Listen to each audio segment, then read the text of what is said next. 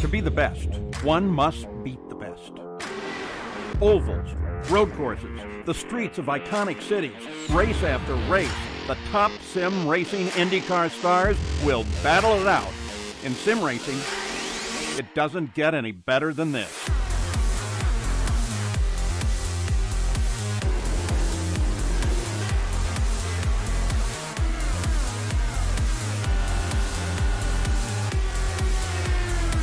This is their battleground, for the checkered flag, for the glory, for the right to say they are the best.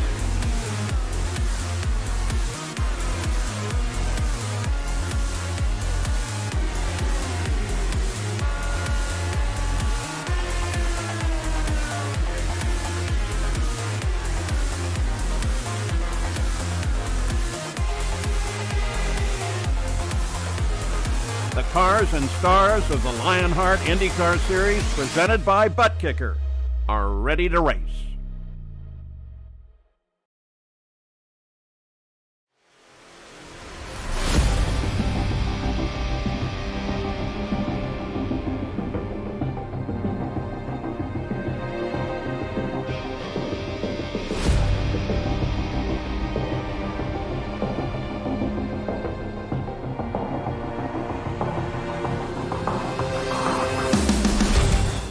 "10 miles, 16 corners, 4 laps.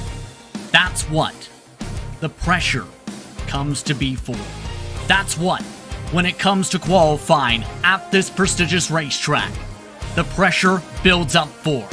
Today, the top drivers in the Lionheart Racing Series take part in HyperX Indianapolis 500 qualifying. It's the race for the pole here on RaceSpot and ESTV.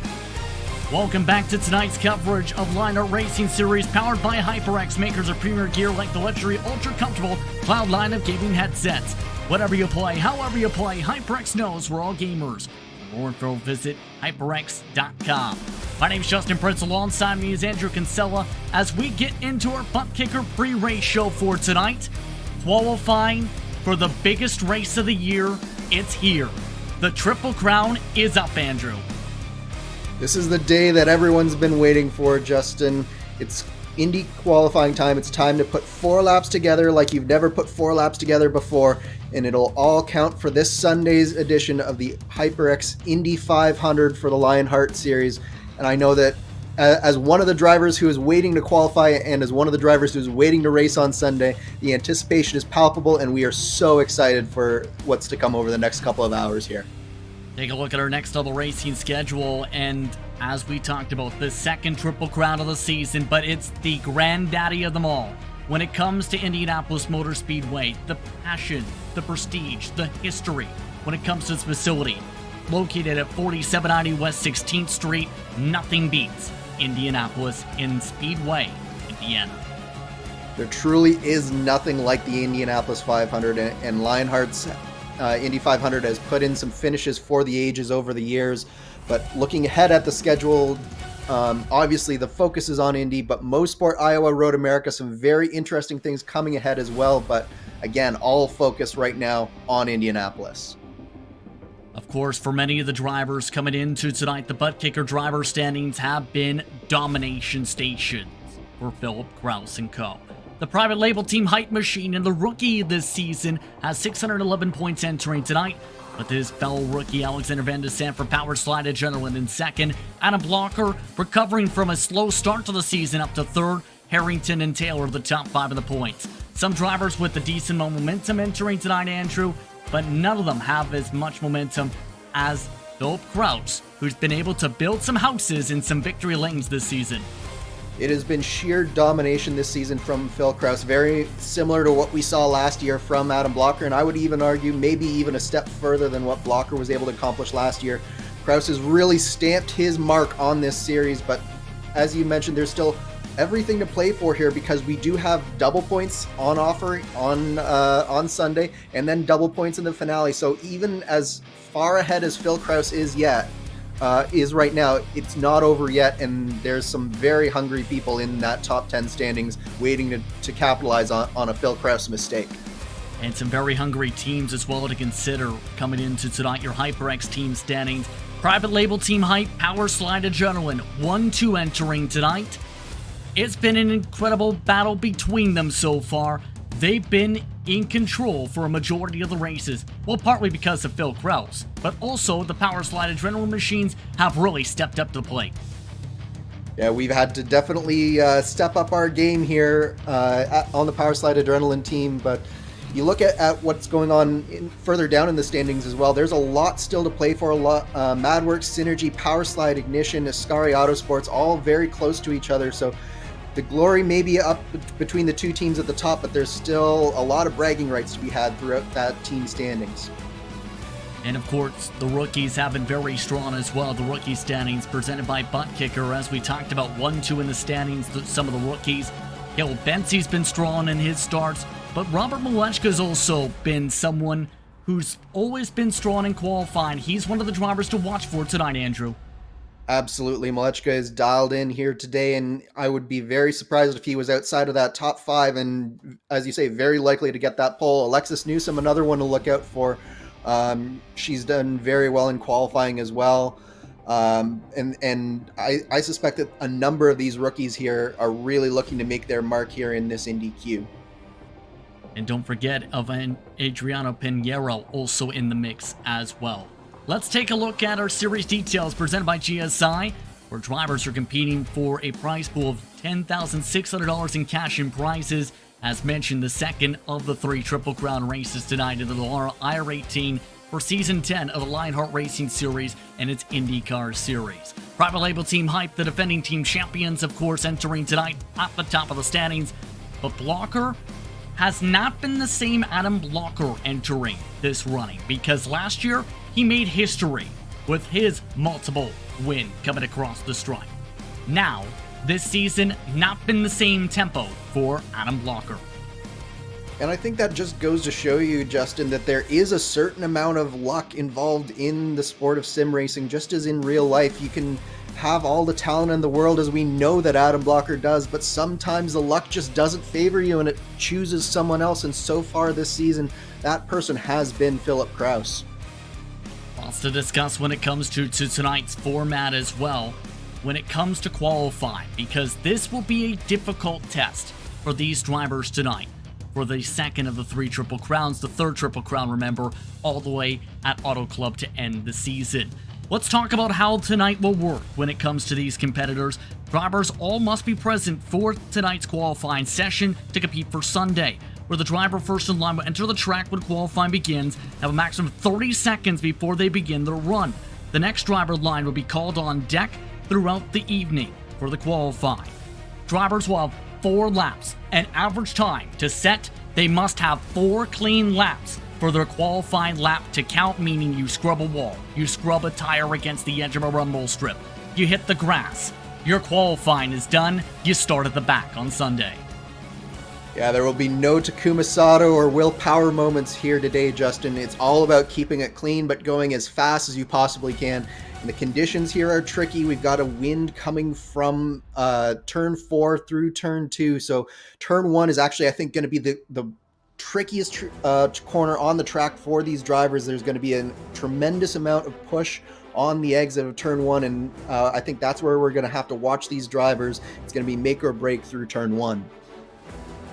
Very much so when it comes to drivers running up to 234 miles per hour here today for Indianapolis 500 race for the pole day for HyperX Indy 500 competition. Under 40 seconds to go. Who are you keeping an eye on for tonight to try and set the pole time? I think for me, I'm looking at the top of the team standings, private label team Hype and Adrenaline, Powerslide Adrenaline Motorsports, as well as Powerslide Ignition Motorsports.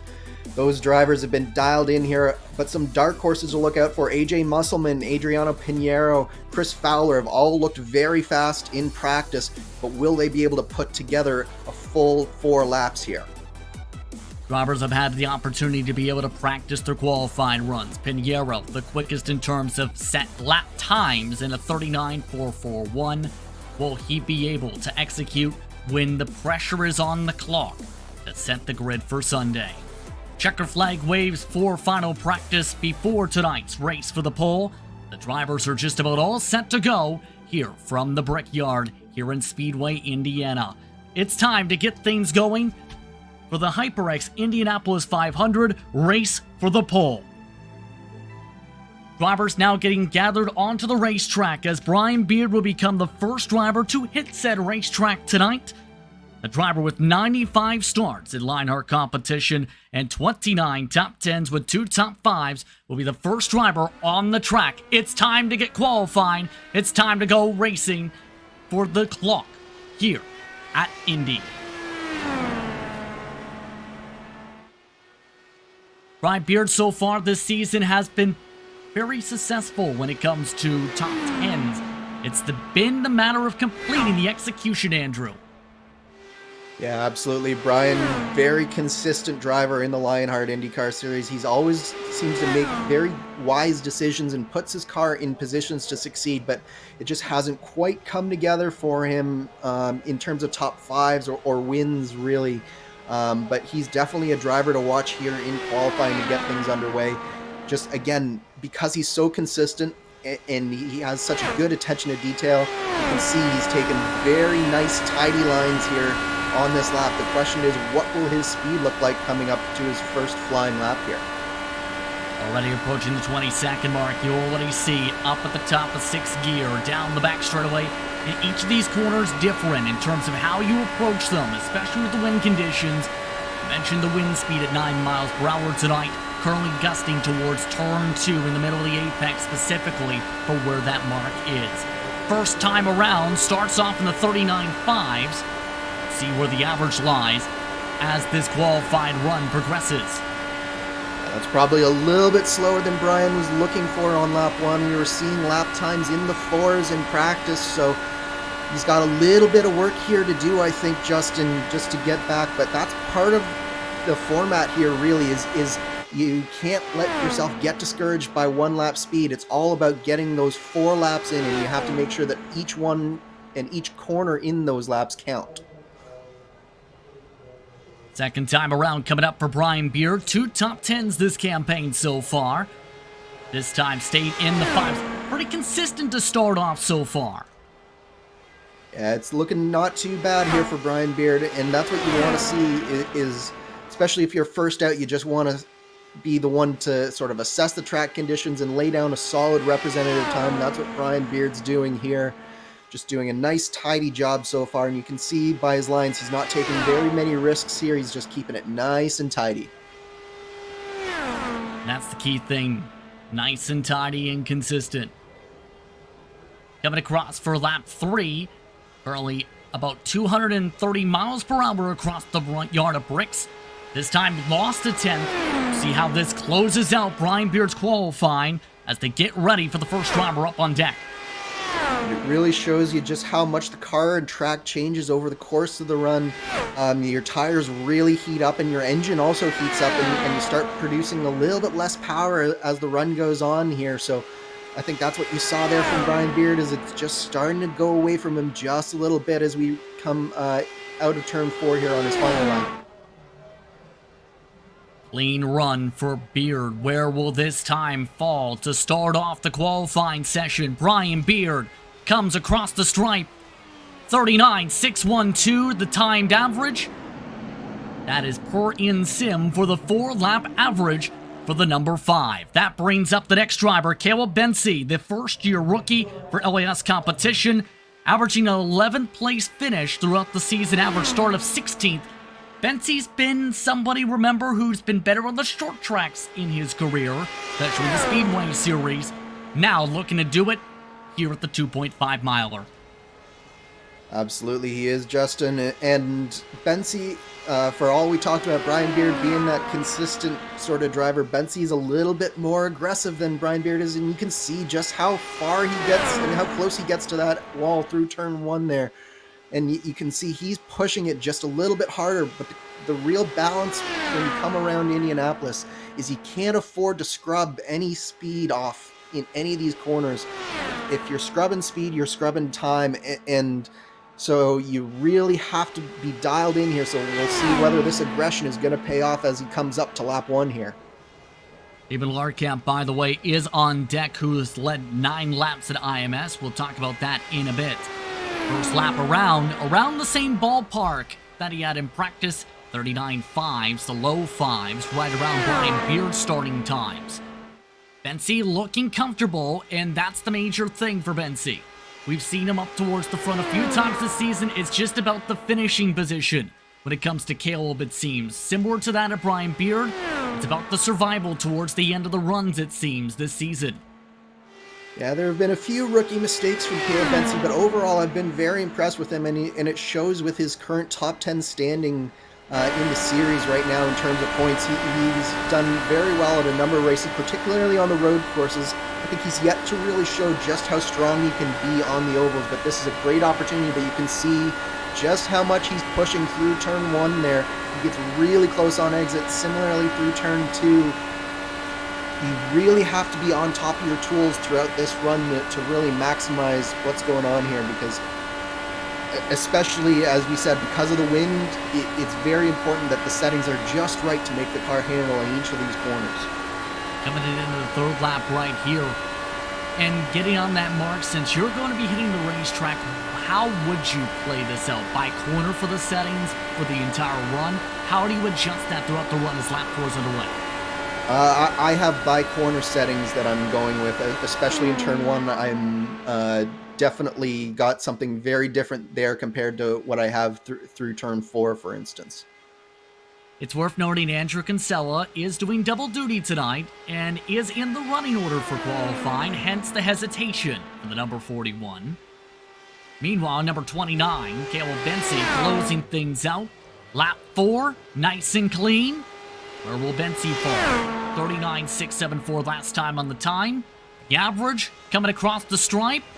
A 39.630, lots of speed scrubbed off the final 2 laps there, as that brings up Larcamp. Yeah, you could really tell that the tires were going away on that number 29 car. That he just didn't have the ability to really maximize the tires on those last few laps, but it's very interesting to see all the different techniques that are going to happen throughout the course of the day, because as easy as it seems to go around Indianapolis, where you think that, oh, there's just 4 very similar corners. Each corner is unique, but each driver is also unique. They bring different approaches to how they run the car through these corners, whether you're taking a late apex, an early apex, and all that. So it'll be very interesting to watch just the differences, despite the fact this being a fixed setup. The driver truly makes a huge difference here, Justin. Coming to start off the first lap, coming out of turn 2 is Larcamp, closing in on start 100 in the series. In regards to the Tech driver, 97 starts is the current mark for Larcamp. Larcamp, a long-time racer in the Lionheart IndyCar Series scene. Yeah, Steven's been around for a very long time here, and he's definitely one of the well-respected members of the community, an active member in the Lionheart community. Let's see how he does. A 59.538, so a little bit slow on that lap 1, a little bit slower than we saw from Bensey and Beard. The question is, will that slower time come back to bite him at the end, or does it mean that he's perhaps saving his tires a bit better than Beard and Bensey? That'll be the major thing. Keep in mind that first lap time you're mentioning, Andrew, is around the ballpark of what Beard had within about the nearest 100th. See what the second lap is, because that's been the major thing. Consistency amongst the full 4. It's not just about what's the quickest lap you can put up, and so many drivers scrub a lot of speed as time goes on. Speaking of scrubbing speed, about half a tenth of a second scrubbed off by Larcamp there. So not too bad a second lap there from Steven Larcamp, but probably not what he was really looking for. I do think that he's doing a good job so far of maximizing the corners, particularly 2 and 4. I think where he's not quite maximizing it is 1 and 3, and he's just not able to carry quite enough speed through the short chute and on and into his sort of better turns in 2 and 4 right now. Third time around, drops to the 6s, nearly scrubs the wall trying to get the yard. A clean run for Larcamp though. On deck, Ron Hacker, watching with intrigue as Larcamp tries to lick the stamp and try and push the envelope in through the mailbox to push up the time. Right now needs to be in the 6s to be in the ballpark for at least where Brian Beard is on time. Through 3, through turn 4, this is what it all comes down to. If you can get a good exit out of 4 and good run down here, you might just be able to stay in the 6s if you're Steven Larcamp. No, a 7.46 there from Larcamp, so that's going to put Steven 3rd on the grid so far. To the nearest 10,000th, in fact. 30.632 as seen up on the pylon. Larcamp 3rd, quickest so far.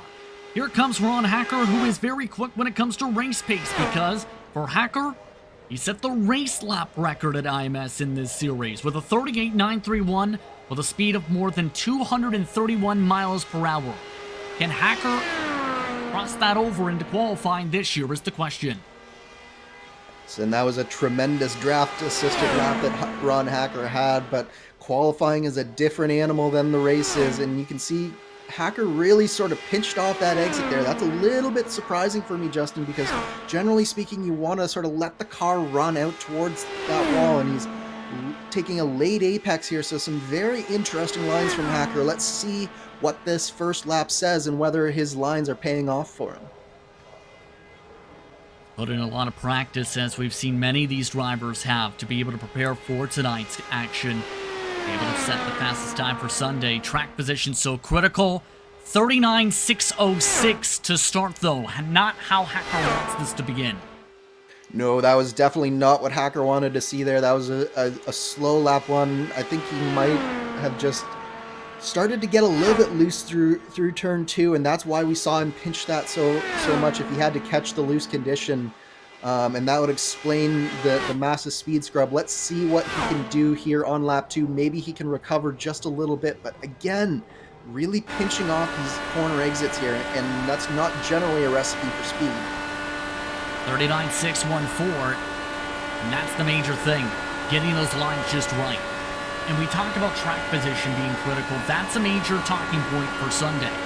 It's very difficult to get yourself from the back to the front here at this track.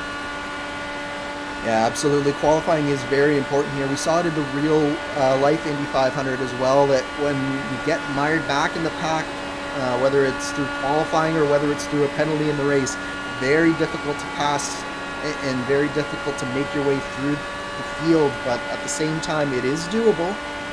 So none of these drivers who maybe aren't having the best time here are going to be fully out of it, but at the same time, you're doing yourself no favors if you're on Hacker with these lap times so far. Currently, Hacker on track for the bottom of the board so far for those who have qualified. Not the run Hacker would have wanted here entering tonight. Jason Galvin is on deck. Synergy Machine looks to close out the run. 225 on the corner apex, up to 227 for the short shoot. Scrubbing a bit more speed down to 224 for corner exit. No pinch off this time. Where will Ron Hacker fall up on the board?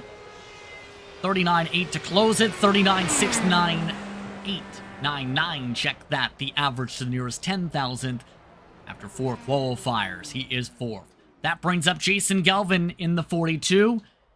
And when it comes to Galvin, his first start came back in Season 3 at Homestead in this series. 134 career starts, 8 career victories for the Thumbs Up Cancer Down LPM machine, 26 top 5s and 50, count it, 50 top 10s.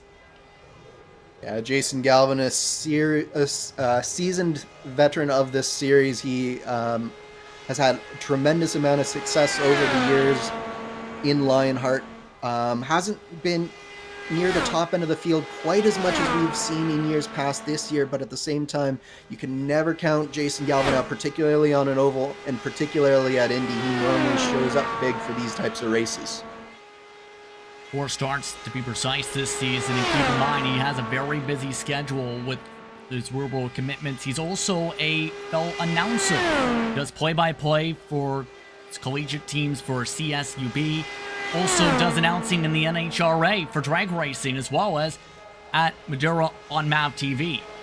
All while being someone who also does the racing, as well as is involved with multiple charities. Galvin leads a tremendously busy life, and so far so good, at least on this lap 1. He put down a .531 there on that first lap, and that's right around that Brian Beard sort of pace. So far so good. The question is, will Galvin be able to keep it under him all 4 laps here? That's the major thing. Started off with a 39.530 for reference. Second time around, 231 miles an hour to get the stripe. Keep that around that average, it seems, today. 39.606, lap 2. And Galvin really is pushing in the midst of these short shoots, I've noticed. A little bit higher up compared to some of the others through the 1 and 2 there.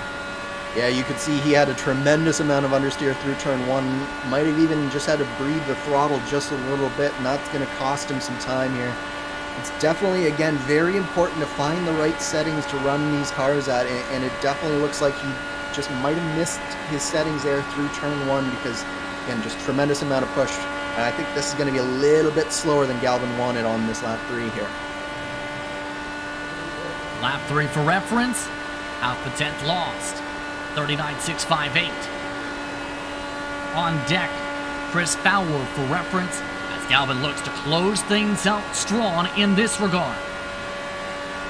Yeah, but he got very, very high through turn 1 there, Justin, and he definitely had to breathe the throttle there to keep the car out of the wall. Clean run is very important here because, again, you lose your ability to record the average if you get even a 0x, so even a small brush to the wall can doom your run. So sometimes that right foot has to come off the floor here, and it looks like that Galvin is going to have a 39.71, so that should put him fourth, I believe, or sorry, second. My commentator math was off there. So that is second for Jason Galvin, about a hundredth of a second back from Brian Beard there. Beard still at the top of the board after 5 qualifiers. Next up, a driver who has been so close to victory so many times, you could say he is cursed. And I'm not saying that just because it's on the car. When it comes to Fowler, who's been in this series since Chicagoland of Season 8, just 2 top 10s despite being in contention for the win half this season's races.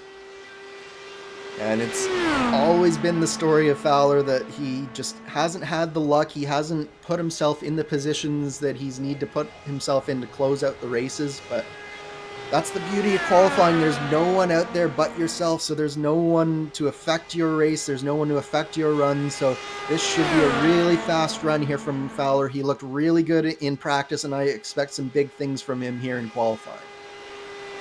Remember, Fowler's also been known for being one of the more aggressive in terms of trying to charge the corners and charge for the pack, always wanting to be that Pied Piper around the racetrack here. 2:28 in the midst of the short streak there.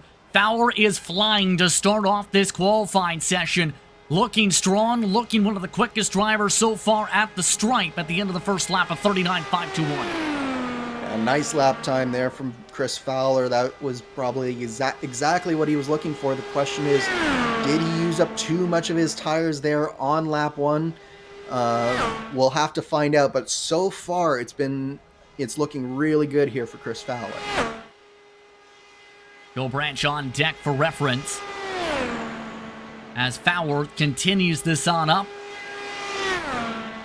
226 in terms of the middle of the corner. Not too much speed being scrubbed off here, and that's the critical part if you want to qualify well here at the Brickyard. 39.6. Yeah, that was not the second lap that Chris Fowler was looking for. I think he had to breathe it through turn 1. This time he takes it a little bit better, and I think he was just a little bit smoother through there. But it's definitely still within grasp for Fowler, and one thing I like about Fowler is just look at how close he's running down the straightaway. He's really maximizing the corner entries, corner exits, and so that is going to serve him well if he's going to recover here, but he's going to have to nail this third lap here in order to get back into that pole conversation. Coming up to the end of the third lap for reference, Fowler in the 39.6s again. Currently, Beard still looking the strongest out of the early qualifiers. And interesting here, Andrew, do you prefer to be an early qualifier or a late qualifier or mid-pack qualifier? Because the track state is fixed daytime here with 100% track state. Yeah, generally speaking, I like to go out a little bit later. I like to know what I'm shooting for, and that helps me to focus on my lines and focus on my goal. But at the same time, that's not true for everyone. Some people like to be out early, but this is the lap here for Fowler, a 6.91. So that was a really good third and fourth lap, but just not quite enough. He goes second place, and it was that second lap, Justin, that really cost him a shot at the pole. So Brian Beard still at the top of the board. Difference to currently about 11/100ths of a second. Joe Branch for Power Slide Ignition now on the racetrack. 140 career starts. And from the state of Indiana, Joe Branch has been racing the series since Season 3 back at Homestead, looking to try and bring his car to victory lane in his home state. Yeah, and I know that it would mean a tremendous amount to Joe to be able to put the car on pole, and certainly even more to win it on Sunday. He's very proud to be from Indiana, and this is always considered his home race, and he always wants to do well here at the Indy 500. Joe Branch, for reference, 21 career-led laps entering last season's run here at the racetrack. So far this season, has been showing solid speed. 19th in the point standings, though, just the one top 10. Starting off in the 39.5s, and keeping up that tempo that we've seen a majority of the runners. However, it's a couple 100s off that target mark set earlier on in this session. And it's really a game of hundredths of a second here. 100 here, 100 there can really cost you over the course of these 4 laps.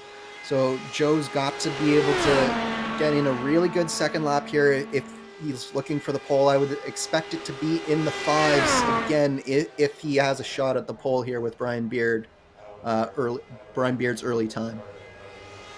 Second time around for Joe Branch. Marks up to another 39.5. That was a really good lap there from Joe Branch. He is definitely on track to give Brian Beard a run for his money. Now he's got to hold it together for 2 more. These are the hardest laps because the tires start to go away. The engine isn't producing quite as much power, and every minute adjustment, every line that you take, every corner that you turn into means just a little bit more of these laps. Can Branch hold up and try and give it a little bit more of that power to get to the top of the board early? Bit of a drift through turn 4 this time. Third time around for Joe Branch.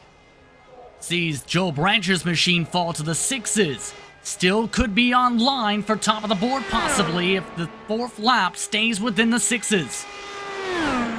He was very aggressive through turn 1 there. He might have scrubbed just a little speed on exit, but he was nice through turn 2. Now it's the 2 most important corners on this track. You need to make sure that you scrub absolutely as little speed as possible through 3 and through 4 here. Joe Branch from the state of Indiana looking to jump up to the top of the board. 39, 5s and 6s all run long. Where will Branch fall on the board? 39, 6, 8, 1 to close. And it is close. 2 1,000ths of a second, the difference in the 4-lap average. My, oh my, Brian Beard survives another one, but that one, I bet you he was sweating just a little bit more for. Joe gave him a good run for his money, but ultimately that lap 1, it was just a little bit too slow to recover from for Joe, but really nice run there from the Indiana native. Next up is Andrew Marquez, who is another rookie this season. 16th in the average finish, and Marquez, not the greatest of rookie campaigns for the 63. Yeah, it's just been sort of one of those quiet campaigns so far for Andrew Marquez, but he's one of those drivers that I think that he's just starting to gain experience and really start to get his footing underneath himself. Lionheart is a very, very difficult series to be successful at, and you can tell just by how much top talent there is in this series. So the fact that Marquez hasn't found it quite yet doesn't mean that he won't figure it out by the end of the season. So far, he's looking good on lap 1, 5.29. So that's right on track with Brian Beard. The question is, we haven't been able to see someone put together the consistency Brian Beard has. Will Marquez be able to do it? He's very high off of turn 2 there. Nearly hitting the wall, in fact, for Marquez. And keep in mind, his best finished 10th this season twice. And here's the bigger of the 2 of those 10th place runs, Pocono, from 31st position. Yeah, sometimes drivers just like those longer races that the Triple Crown brings, and I think Andrew Marquez is one of them. Let's see just how much time he might have lost there. 6:01, not really what Marquez was looking for. He's going to have to recover here, put in a storming lap 3 in order to really get back on that pole track. And the tough thing for Marquez, when it comes to the 63, the quickest time that he had in final practice was in the 39.488, and that's a solo practice session in the servo. Marquez nearly hits the bottom of the track again, slides up.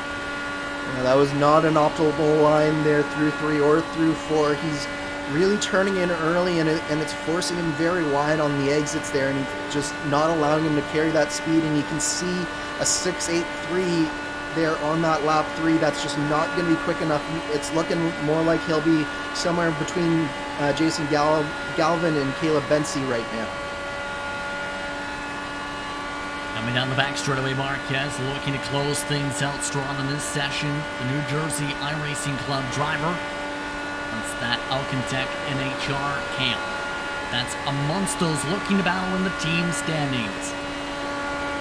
Marquez coming out of turn 4, way up the track yet again. How will the 63 lay up on the board? This time around, Andrew Marquez jumps up with a 39.7. to 39.632 on the average 6.33 to the nearest 10,000th of a second. And that brings up a part-timer this season, Aaron Morgan, who's made 6 starts, and last time out, Suzuka was a strong one. Phoenix, not so much, 34th finishing position. And of course, who can forget about Silverstone? Yeah, that was heartbreak for Aaron Morgan on the first lap at Silverstone, but again, no cars here for that single qualifying, so it's all down to the driver, and Aaron Morgan has shown himself throughout his different Lionheart series that he's competed in that he can definitely wheel a car on an oval just as well as he can on a road course, so I'm expecting some quick laps here from Aaron Morgan. Morgan in particular, since his first start in the series at Chicagoland back in Season 8, 3 podium finishes, 15 top 10s, 9 top 5s, entering this year's running of the HyperX Indianapolis 500-mile race. Morgan in that Jeff Gordon-inspired paint scheme, looking solid so far. One of the quickest drivers, in fact, right now in the short chutes for the first lap. How will this play out long-term is the huge question for Aaron Morgan. Up by about a mile per hour compared to most. 2:32 at the stripe to start in the 39.5s. There was a little bit of a moment off of 4 there. He got a little bit high, and he's high through turn 1 and 2 there as well. So I think he just missed the apex there in 1, and that caused him to push up towards that wall. So let's see if that's cost him any time here coming towards this second lap. But I suspect that this second lap might not be where Morgan was hoping it would be. Get a little bit of the bumps as well. That cost him a bit of time through turn 3. Hits a bit of the bumps in turn 4 and pushes up the track.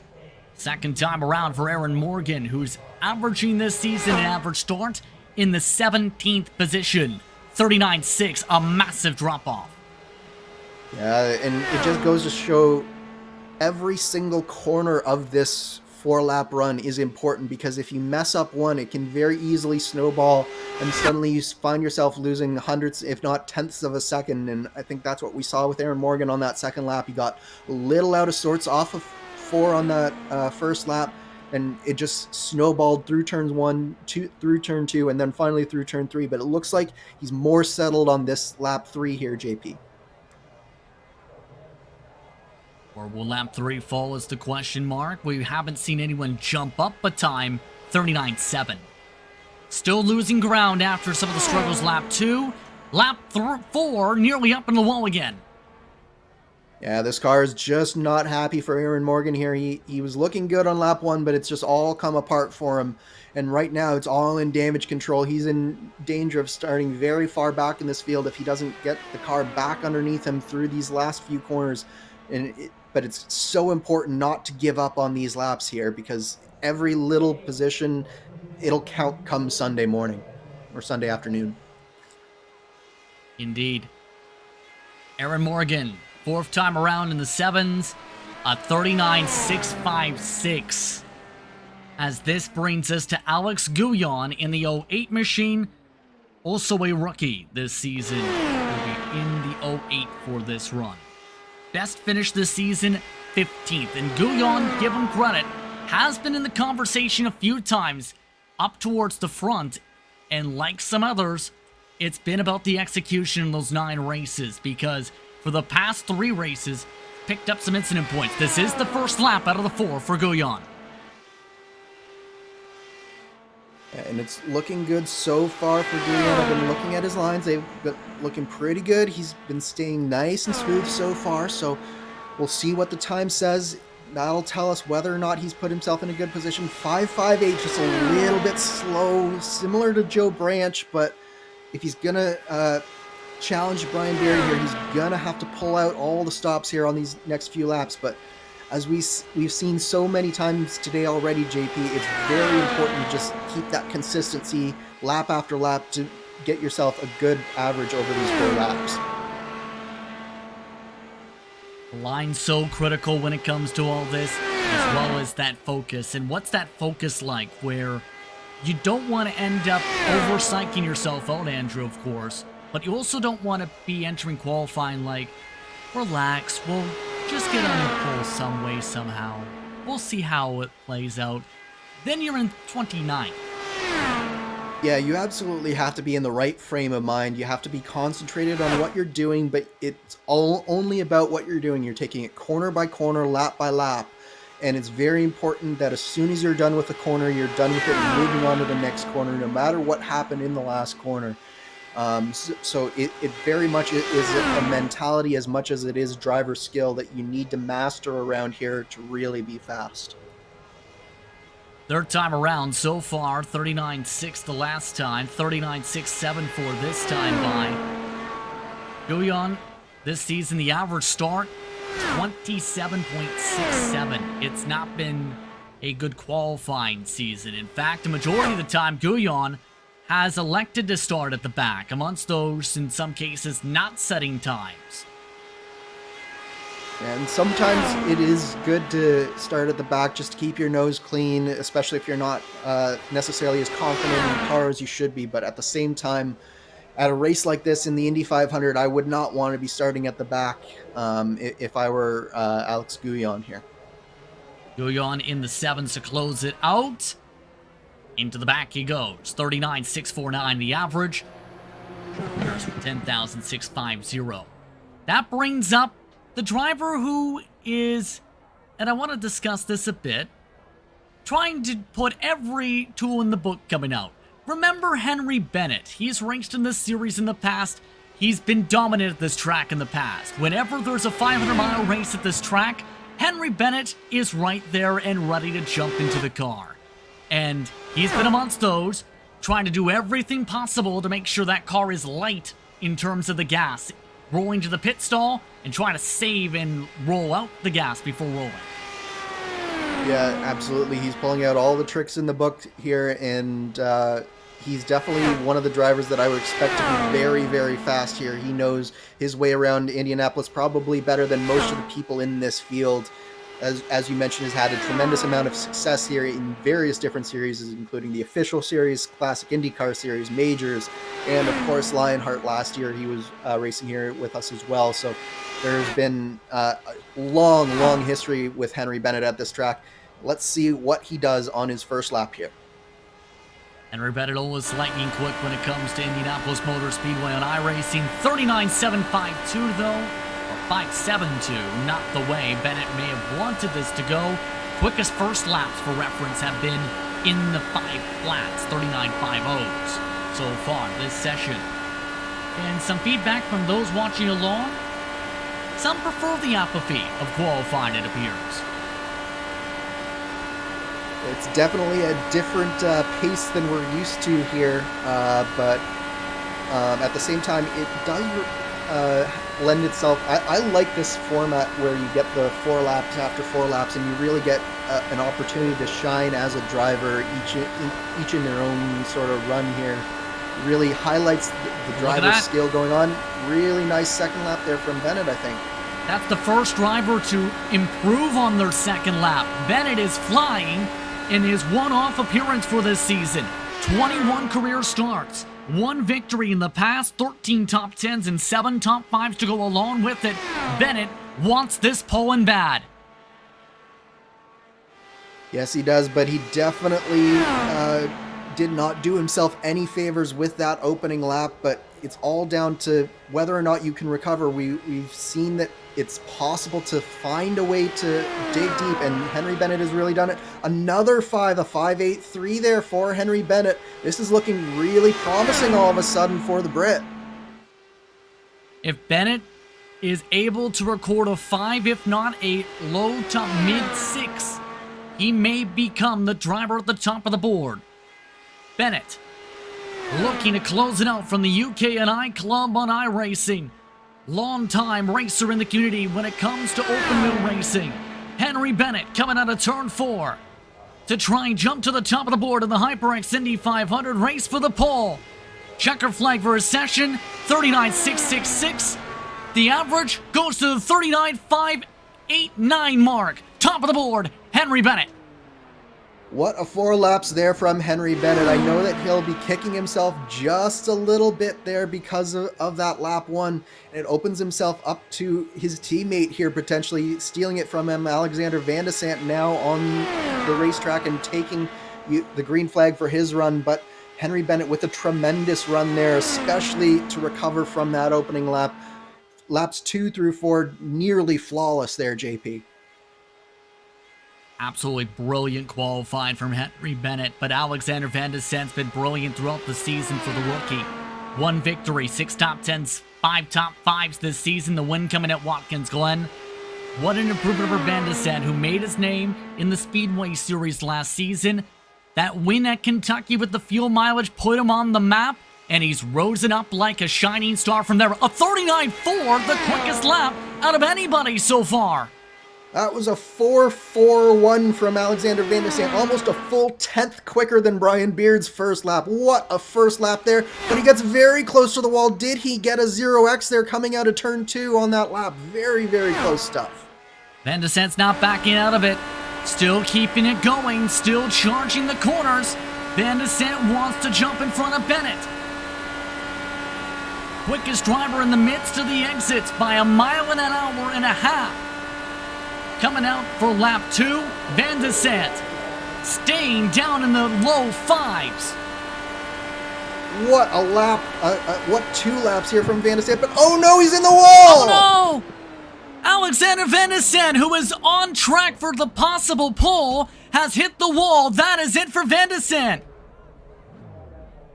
And just like that, Alexander Vander-Sand is going to start from the back of the grid on Sunday. He was going for it 100% there, and it's all come to naught through turn 1 on lap 3. He turns in here, and the car just doesn't stick.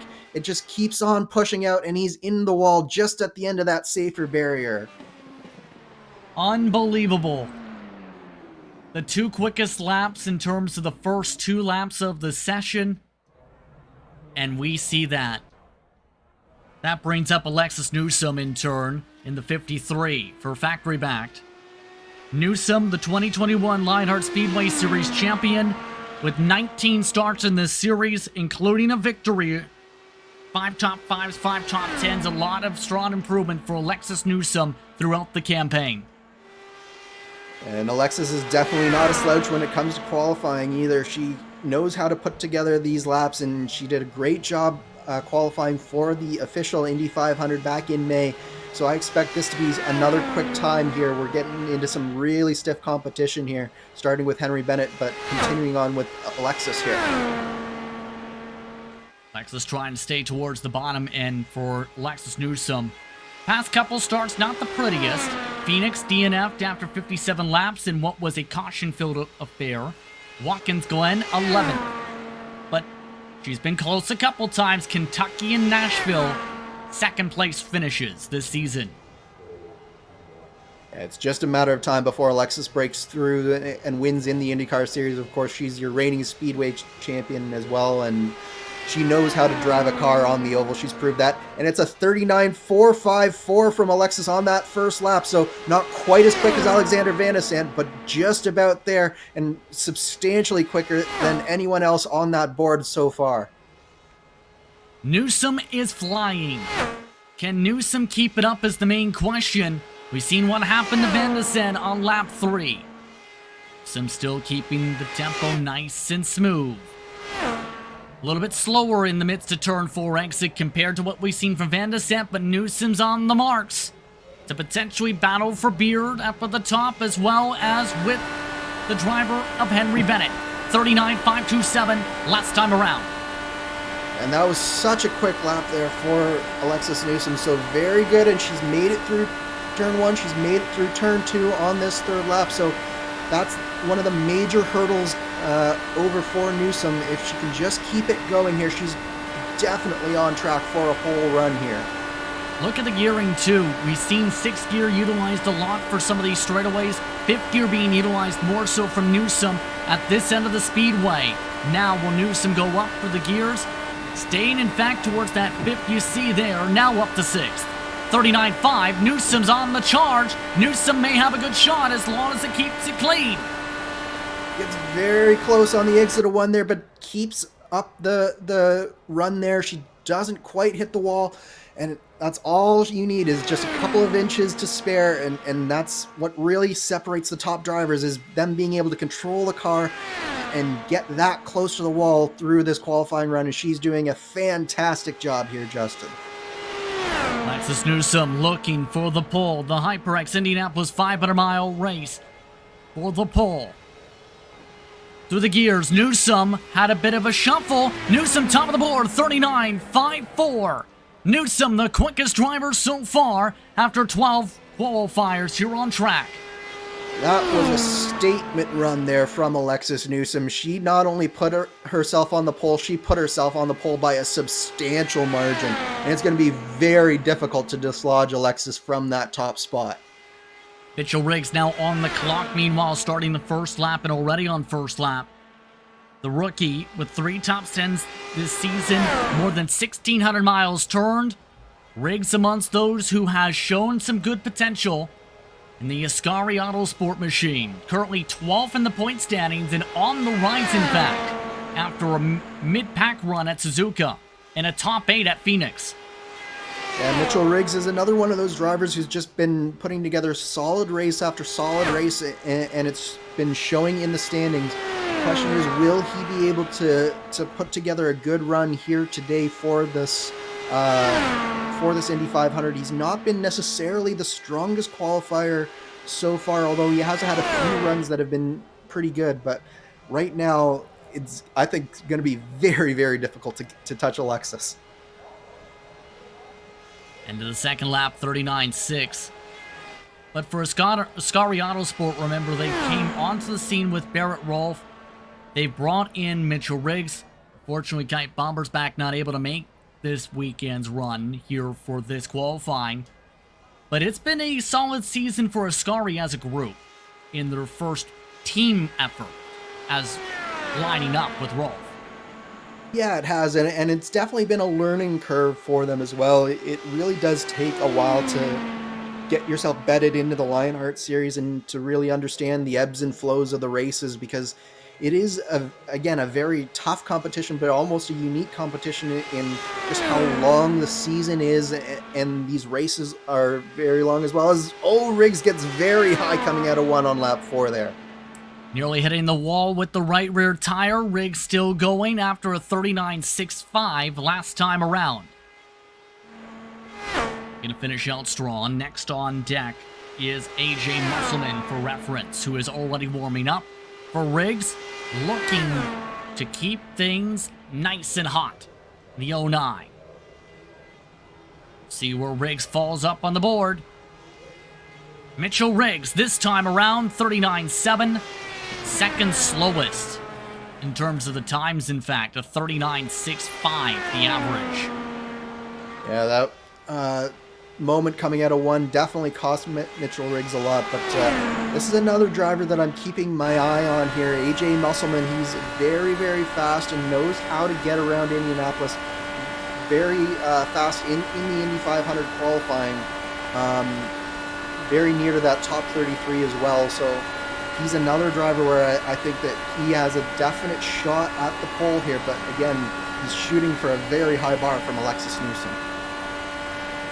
Extremely high bar indeed when it comes to all this. This time around, 39.484. How about that to back things up, Andrew? Yeah, definitely a good opening salvo from AJ Musselman there. He definitely, that was what he wanted to see from that first lap. Not quite as fast as Alexis Newsome, but it should put him very close to her and potentially in front of Henry Bennett there in the provisional P2 spot. And the thing is, for Musselman this season, it's not been pretty. The best finish, Pocono in 12th.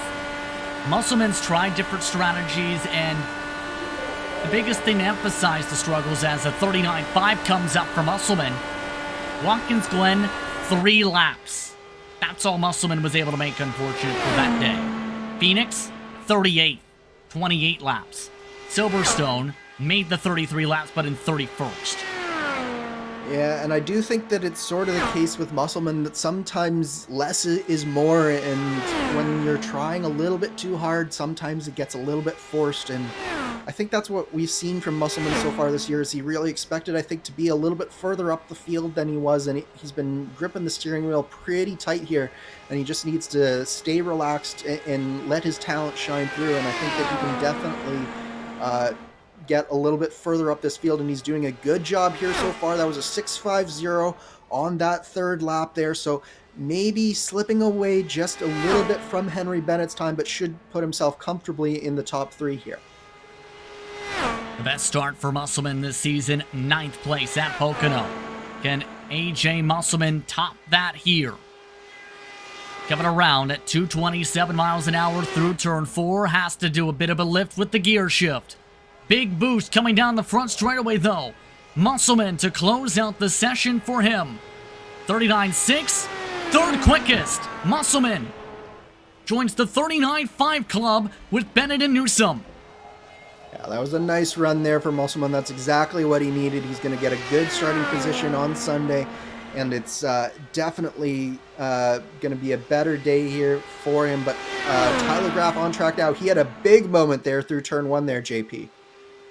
Big moment nearly off turn 2 in a different look 98 machine. Once more, Tyler Graf does a lot of the graphic work for this series. 97 career starts as well.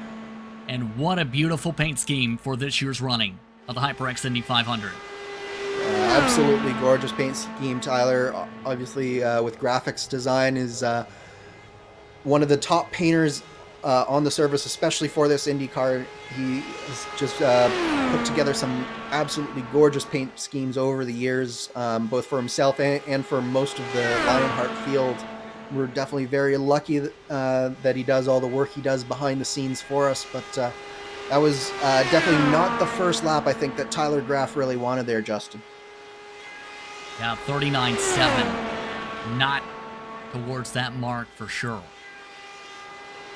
But the significance of the paint scheme, I will say, he's always been representing the Dan Weldon Foundation, established back in 2014 after the tragic moments about a decade or so ago. Of course, Dan Weldon made history here back around that decade or so ago in the years prior to that. That 98, Tyler Graf runs now this season. Yeah, Tyler is very close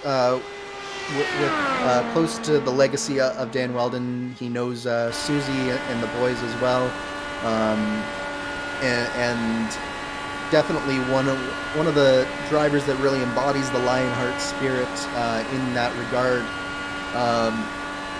Again, it's a shame that he had that lap 1, because lap 2 wasn't too bad there, but when you have a moment as big as he had, it's very, very difficult to recover from a 6.39 on that lap 3, so not terrible, but he definitely has some work to do to get himself back up towards the top 10 area after that lap 1 debacle. 39.6 the last time around for reference. So it's been up and down for this qualifying run, a 7, a 5, and a 6. Where will this lap 4 go is the question. Where will he go up on the board? Most of the drivers are in the 6s in terms of average, except for 3. Tyler Graf to close out the run for the 98. Comes around in the 6s once more. Just behind Aaron Morgan, ahead of Mitchell Riggs. That is 13th quickest. As that brings up Matt Taylor onto the track. Someone who looks to try and dial himself in and be a hero up on the board. And Matt Taylor, he's another driver that I've been keeping my eye on these oval tracks. He's been very, very strong especially through some of the road course events here, but it's the oval tracks that he's really waiting to break through, at least in the IndyCar series on. And I think that this could definitely be one of those runs. He was another driver who did the iRacing official Indy 500, and he put himself through the laps there, both for fixed and for open. So he's very familiar with the Indianapolis facility, and it shows on that first lap with a 4.98 to start. He's been very quick since his first start at Chicagoland back in Season 8. 39 career starts in this series. 19 top 10s, 5 top 5s. Was in the championship conversation in Speedway Series competition. Has been a contender in Retro Series competition. Also entering the event with 16,381 career miles. Yes, 6,381 career miles there, Yes, Justin. 6,381. Yeah, yes. So it's a lot of miles that Matt Taylor has done, regardless of how you say it. He is definitely one of the veterans of the Lionheart series, and he has been one of the drivers who has run probably the most miles over the course of these last few seasons, just because he does race in retro, he does race in the Speedway series, and of course he races here in the IndyCar series as well. So he's gotten a lot of seat time, and so far at least he's putting together a pretty decent set of laps here. I don't think it's going to be enough for the pole, but I do think it's going to be enough to get him a pretty decent start here on Sunday. Indeed, 39.6, third time around. So a 4, a 6, and a 6. Keep in mind that we talked about drivers taking things chill in qualifying. One of those in terms of the apathy was Taylor. So we'll see how Taylor's apathy towards starting position plays out, hitting the bit of the rumble strip, costing him a little bit of time to the short shooting 3 and 4, hits it a second time and through 4, nearly hits the wall. Matt Taylor to close out qualifying. Will he be a hero? Bit of a lift at the line. How about 4th quickest? My goodness. Yeah, that was a bit of a messy turns 3 and turns 4 there, but it still paid off for Matt Taylor, and he was able to keep it together just enough to get across that line and get in front of Brian Beard there. Nice run there from Matt Taylor. A solid run, but not probably quite as fast as he probably could have gone just because of those mistakes. But again, really solid, and he'll be pleased with that, I think. Take a look at Lionel Kalisto already ending the first lap. Lionel Kalisto looking for 30 starts coming into the weekend. 29 completed so far. Also more than 5,000 career miles driven. Just the one top 5, but 10 top 10s, many of them coming this season, where Kalisto has been in the conversation in a lot of the battles we've seen, and I mean a lot of them this year. Yeah, absolutely. Kalisto is really coming on strong. I think he took last season to sort of get his feet underneath him, but he's definitely made a step up this year in terms of his competitiveness. And he, of course, is another one of these experienced drivers around Indianapolis. Of course, he's raced in the major series for a very long time and did their Indy 500 several times over. So definitely one of the drivers to look out for, but he gets very high off of turn 1. We keep on saying that. You have to be so careful through turn 1 there.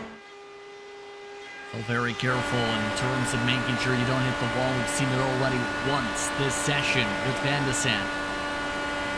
Looking on board with Kalisto, and there's the difference with the gearing. The top drivers are in 5th gear, I've noticed. 6th gear, staying in this gear mark, has not been the quickest way. Yeah, it just drops you out of the power band just a little bit. You do need 6th gear briefly coming into turn 1 here. But then I think the fast way is just like Alexis Newsome did, shift down, but and then you see Kalisto does in fact shift down there through turn 1 there, and it's going to give him, I think, a little bit of a boost coming down this back straightaway. But the major difference is Newsome was still around 5th for a lot of it, all the way to here even with the power band, and then went up to the 6th. Kalisto doing that down the back straightaway. Loses a little bit of ground scrubbing-wise in 39.7s last time by in terms of the lap. Where would the average fall for the 97? Let's see. Kalisto closes out 39.7. Mid-pack. That is 8th quickest so far on the average. Check that. Currently around the just outside the top 12. 12th position specifically. Yeah, that brings up Tony Shalom. I'm sure Kalisto is going to be a little bit disappointed with that. I think he had probably a little bit more speed in him, but Tony Shalom is another of the power slide contingent, and I can tell you that we've spent a lot of time running around the Indianapolis Motor Speedway over the years. So Tony Shalom, another very experienced driver here. So he's going to, I think, put together some pretty solid runs here. I would expect probably, from what I've seen in practice, in and around that Matt Taylor, Brian Beard, 4th or 5th area for Tony Shalom, but that's just a prediction here. 147 career starts, keep in mind, for Tony Shalom. 1 victory in the series. Team top 5s and 40 top 10. Starting off in the 39 5s. And we've seen drivers be good when it comes to the speed when they start in the 5s, as we've talked about throughout the night. But for Tony, last season was really strong. This season, he's in 20th in points and is yet to score an entire top 10 so far. The amount of trouble I've seen him in has been shocking. Yeah, it's absolutely not been Tony Shalom's season so far, but what's the saying? The best day to turn it around is today, and the second best day to turn it around is tomorrow, and that's what Tony is clearly hoping for here. Solid but unspectacular run so far from Shalom, and again, I think he's putting himself nicely in the midfield here with this run. Third time around right here for reference. Pocono was the best run for Tony Shalom, tied for 11th in fact with Kentucky. What's been an 8-start season so far. Tony Shalom hits a little bit of the curbing yet again, loses a bit of ground here. Already quickly about midway through the qualifying order, quickly approaching, as that's a 7. Yeah, that was not the third lap that Shalom was hoping for. He gets very high coming off of turn 1 there, so he's going to scrub even more speed there. So this run is quickly getting away from Tony Shalom here, and we were looking at mid-run at the beginning of the run. I think it's going to be closer to the bottom of the order here for Tony Shalom. Tony Shalom coming around to close off the run. Contention a couple of times this season for some of the runs early on. For Tony Shalom, a good qualifying run would be a major booster. Best run in quali 14th. This time, average sets him to 17th. Only Ron Hacker is lower on the board. As that brings us to Matt Houston, the king of staying out to get a bonus point for leading a lap. Inherited the title from Samuel Ryman there for that one, but you're absolutely right. He's done that so many times so far this year that just racking up those bonus points, and he's another one of those drivers that he's fairly new to the IndyCar series, but he's gotten a lot of miles over the course of the years in the various different series that Lionheart puts on, and he's definitely one of the hard-charging drivers in the field, I think, especially in terms of qualifying, so it'll be interesting to see how his run goes here. The interesting thing when it comes to Houston, though, this season in IndyCar, despite the strategy, usually someone else has been on the track in front of him.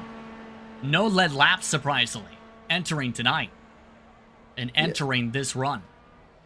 Yeah, the strategy, I think, has been definitely his Achilles heel so far in this season. But again, beauty of lone qualifying, it's all about you and the driver, and that's a 6:08 there from Houston on lap 1, so definitely not what he was hoping for out of that first lap, and he gets very high out of 1 there on lap 2, so definitely not what Houston was hoping for there, I think.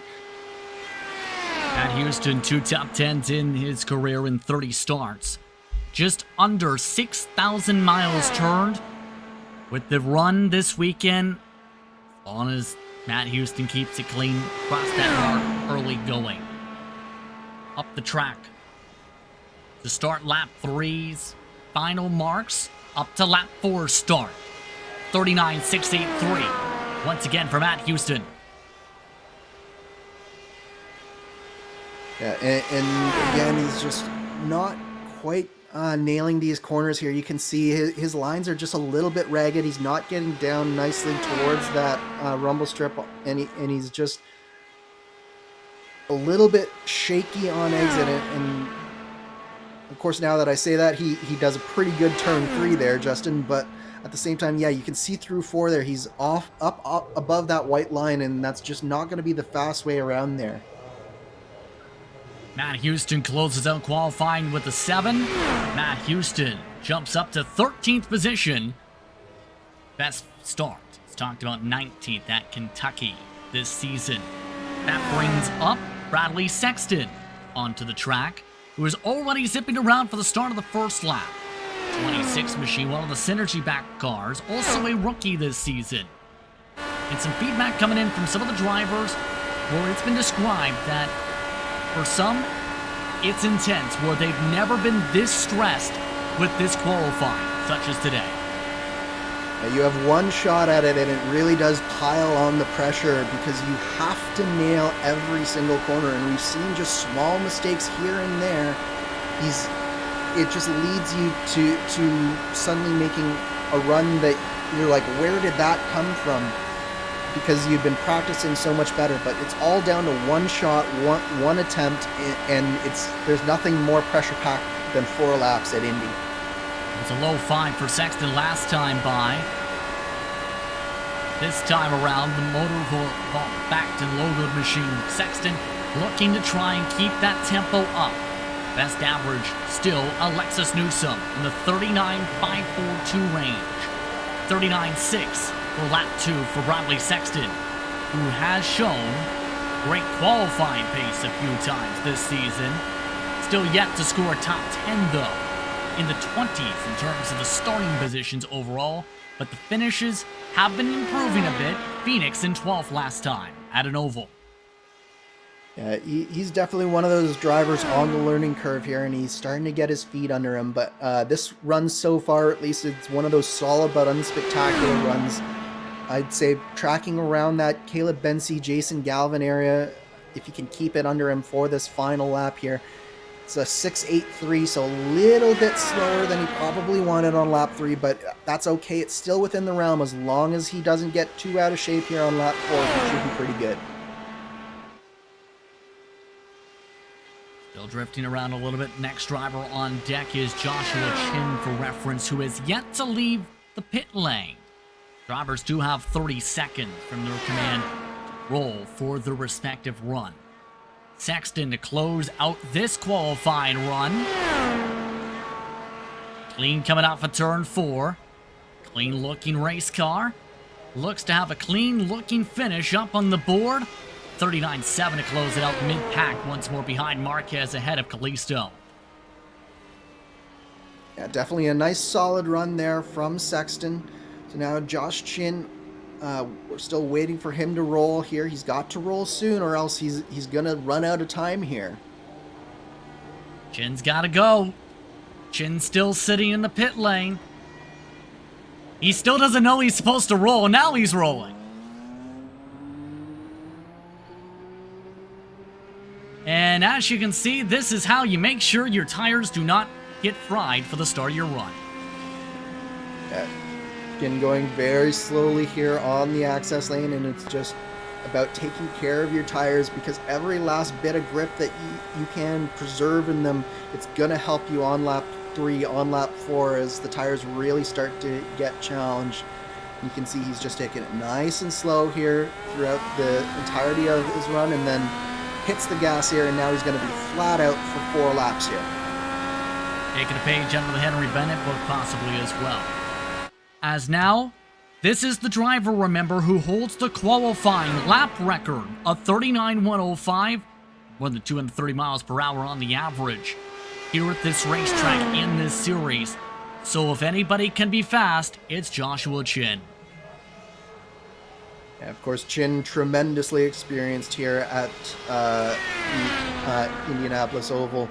Won the 2018 split over yours truly by 12 thousandths a second. So he is a top split broadcast Indy 500 winner, and as you mentioned, the Lionheart lap record holder in qualifying. So definitely, if any of the drivers remaining can displace Alexis Newsome, Josh Chin has to be near the top of that list. Do you usually think about that race these days in that battle? Only when it comes around times with Indy 500 time. Just the good news is I got revenge the next year in the the next Lionheart race there, and beat Adam Blocker by about 13 thousandths of a second. So it all washes out in the end. And Indy, you have to learn that Indy sort of picks the winners, and some days it's just not your day, and some days it'll pick you out of nowhere. By the way, that first lap, a flyer at a 39.449 in sim. Chin is still trying to push the tempo here for private label. A little bit of a touch-up coming off the corner, a little bit lower on the speed compared to Newsome earlier. 39.523, up to 2.4, nearest 10,000. And not bad from Chin, though. That's definitely tracking at least mostly on par with Alexis, but he did get pretty high coming out of turn 1 there on lap 3. I don't know whether he actually had to get out of the gas at all there or not, but again, Chin using those lower gears there, and I think that really is part of the ticket here, is keeping that car in the power band here. He's been doing a real good job here. This is going to be a very strong run. Third time around for the King of Chins, 39.6. Don't know if this will be a pole time, but it will be very least up there in the top 5, maybe top 10. Or he can hit the bump. That was not the way to get through turn 2 there, Josh, but it's going to be a nice, solid run here from Chin. I think it's probably going to be a second, maybe a third, depending on how much that bump affects him, but it was a really spectacular start to the run, but it's just sort of tailed off just a little bit here for Josh. Chin closing out the run. The King of Chins, not the greatest of runs in terms of the art form, but it's good enough for second. 39.570 despite ups and downs in laps 3 and 4.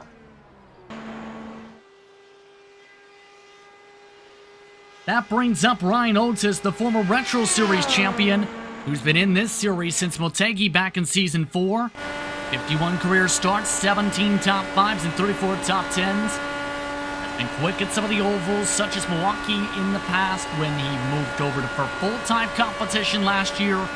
But his primary specialty, the road courses in this series. Yeah, absolutely. Ryan is a road course ace, but he's been getting better and better on these ovals.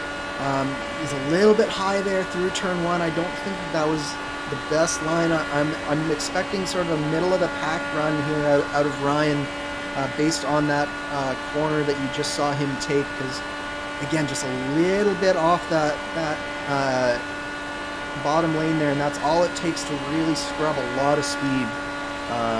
But overall, Ryan, again, very, very solid driver, and I expect good things for him come race day. 39.5 the first time around, second time around, jumps up to the 39.6s. And the major thing, remember, when it comes to Otis, the adjustment period for him as he nearly hits the wall there, was the in-car adjustments and the in-car tools, because remember with Milwaukee, the reaction was from clean air to dirty air was very significant that year. Absolutely, and if there's any point in time where you need to be supremely confident in your in-car adjustments, 4 laps at Indy is definitely it. You need to be absolutely hitting your adjustments spot on, or else bad things are going to happen. So it does make sense that Otis maybe not having the strongest run here. 7.16 on lap 3, that's definitely not what he was looking for. In around the edges of the 6s last time around for Ryan Otis. On deck from this point forward is Harrington, Lanini, yourself, Michael O'Brien, and Malechka III. Brings towards 30 cars qualified in throughout the run. Coming around, Ryan Otis to close out lap 4, the number 95 machine. Otis closing it out, speeding around a little bit slower than some of the others down the line, but still mid-pack. 13th in qualifying, about 14 cars or so remaining. So as you get ready to prepare yourself, Andrew, that brings up Connor Harrington. Yeah, nice solid run there from Otis, but Harrington, this you definitely want to watch here. I'm going to step away for this run, but Harrington, I think he's going to be very, very fast. Good luck in qualifying, Andrew. Andrew Kinsella, 26 in the order. This is qualifier 24. Originally was slated for the bottom of the order, but was moved up in that order after Bombersback withdrew his entry for this year's running. 43 laps have been led by the 44 here at this series, at this track. 7 wins over 82 starts. He's also been to the podium twice. Season 8 and Season 9 has improved a position each those years. 3rd in that Season 8 run. Last year in 2nd. Can this year be the one where completes the trifecta of the steps up the board? First lap, 39.4.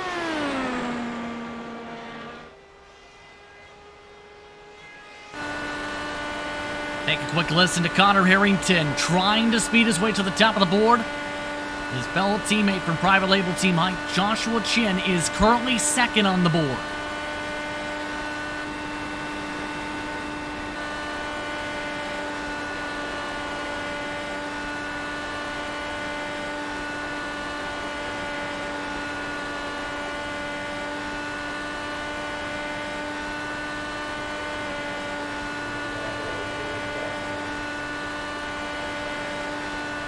See the major difference in the speed, 39.511 that time around. The gearing very similar to what Newsome was able to do earlier. Speeds very similar so far for the private label team Hype, blue and white machine.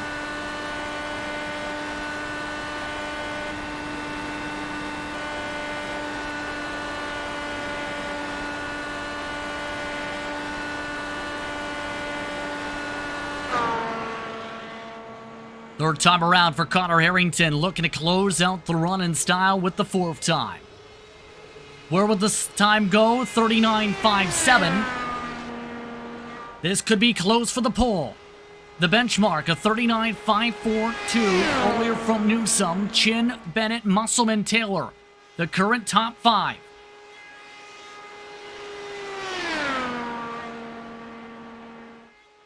Harrington to close out this run. The HyperX Indianapolis 500-mile race for the pole. Harrington coming out of turn 4. Lightning quick throughout this run. Can Harrington jump ahead of Newsome? Or will Newsome hold on for now? 39.6, top of the board, Connor Harrington. 39.539 the average. Harrington, now the provisional pole sitter.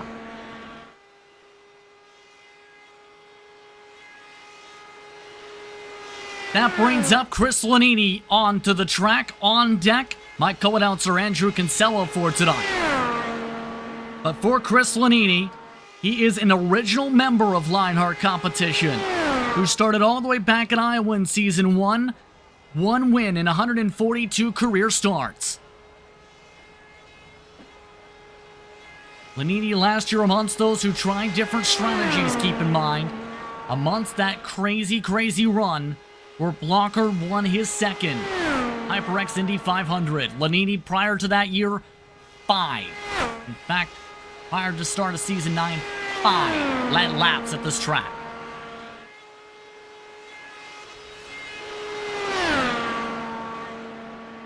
Big bobble for Chris Lanini, loses him a bit of time. Started up the first time with a 39.5. Second time around for Lanini in the 92. Graphics back machines.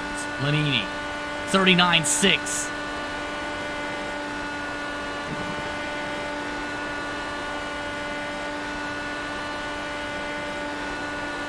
Trying to match the gearing compared to some of the top runners. 5th gear up to 6th gear for the back straightaway. Or at least stay to 5th with the notes used from Newsome.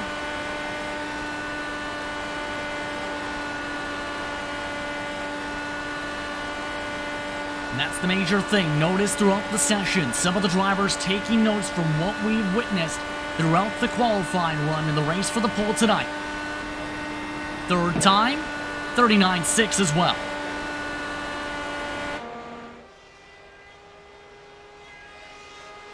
So far, 23 drivers have set times in this session out of the 37 entrants.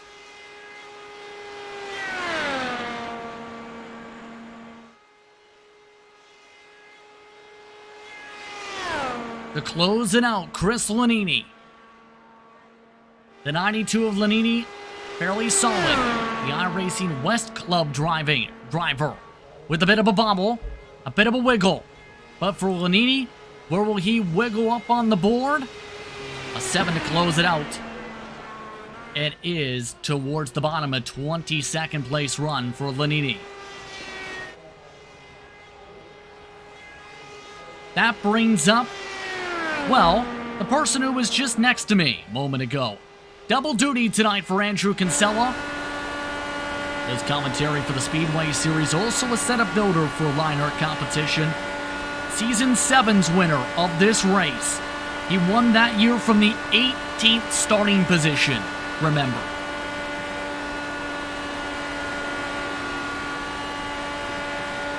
And as some say, last year was hold the 5th gear. But things can change year to year. Holding 6th gear is Kinsella for this run to start. 2:32 at the line, 39.480 to start things off with a wider arc.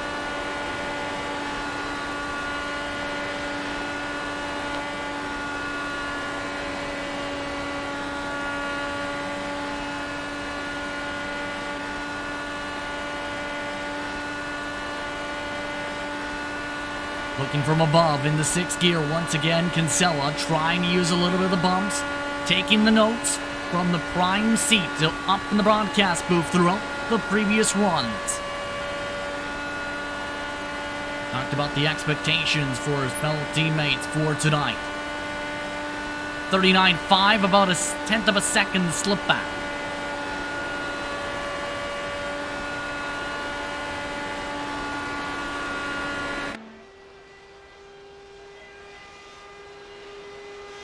So we're trying to keep it nice and smooth throughout this qualifying run.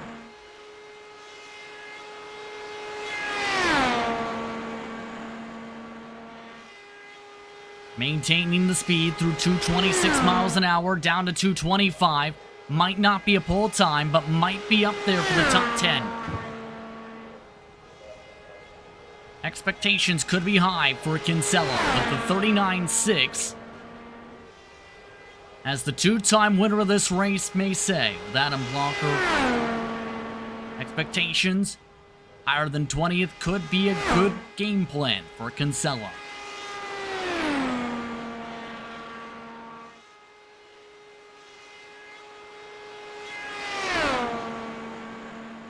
Coming around to close out the qualifying and then make his way back up to the booth, Andrew Kinsella.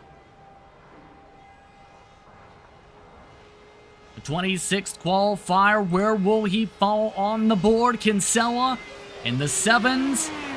6th quickest, Kinsella way higher than a 20th.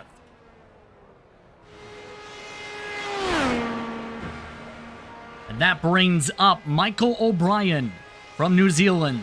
18 career starts, a top 5 and 6 top 10s in this series. Looking to pick up the tempo.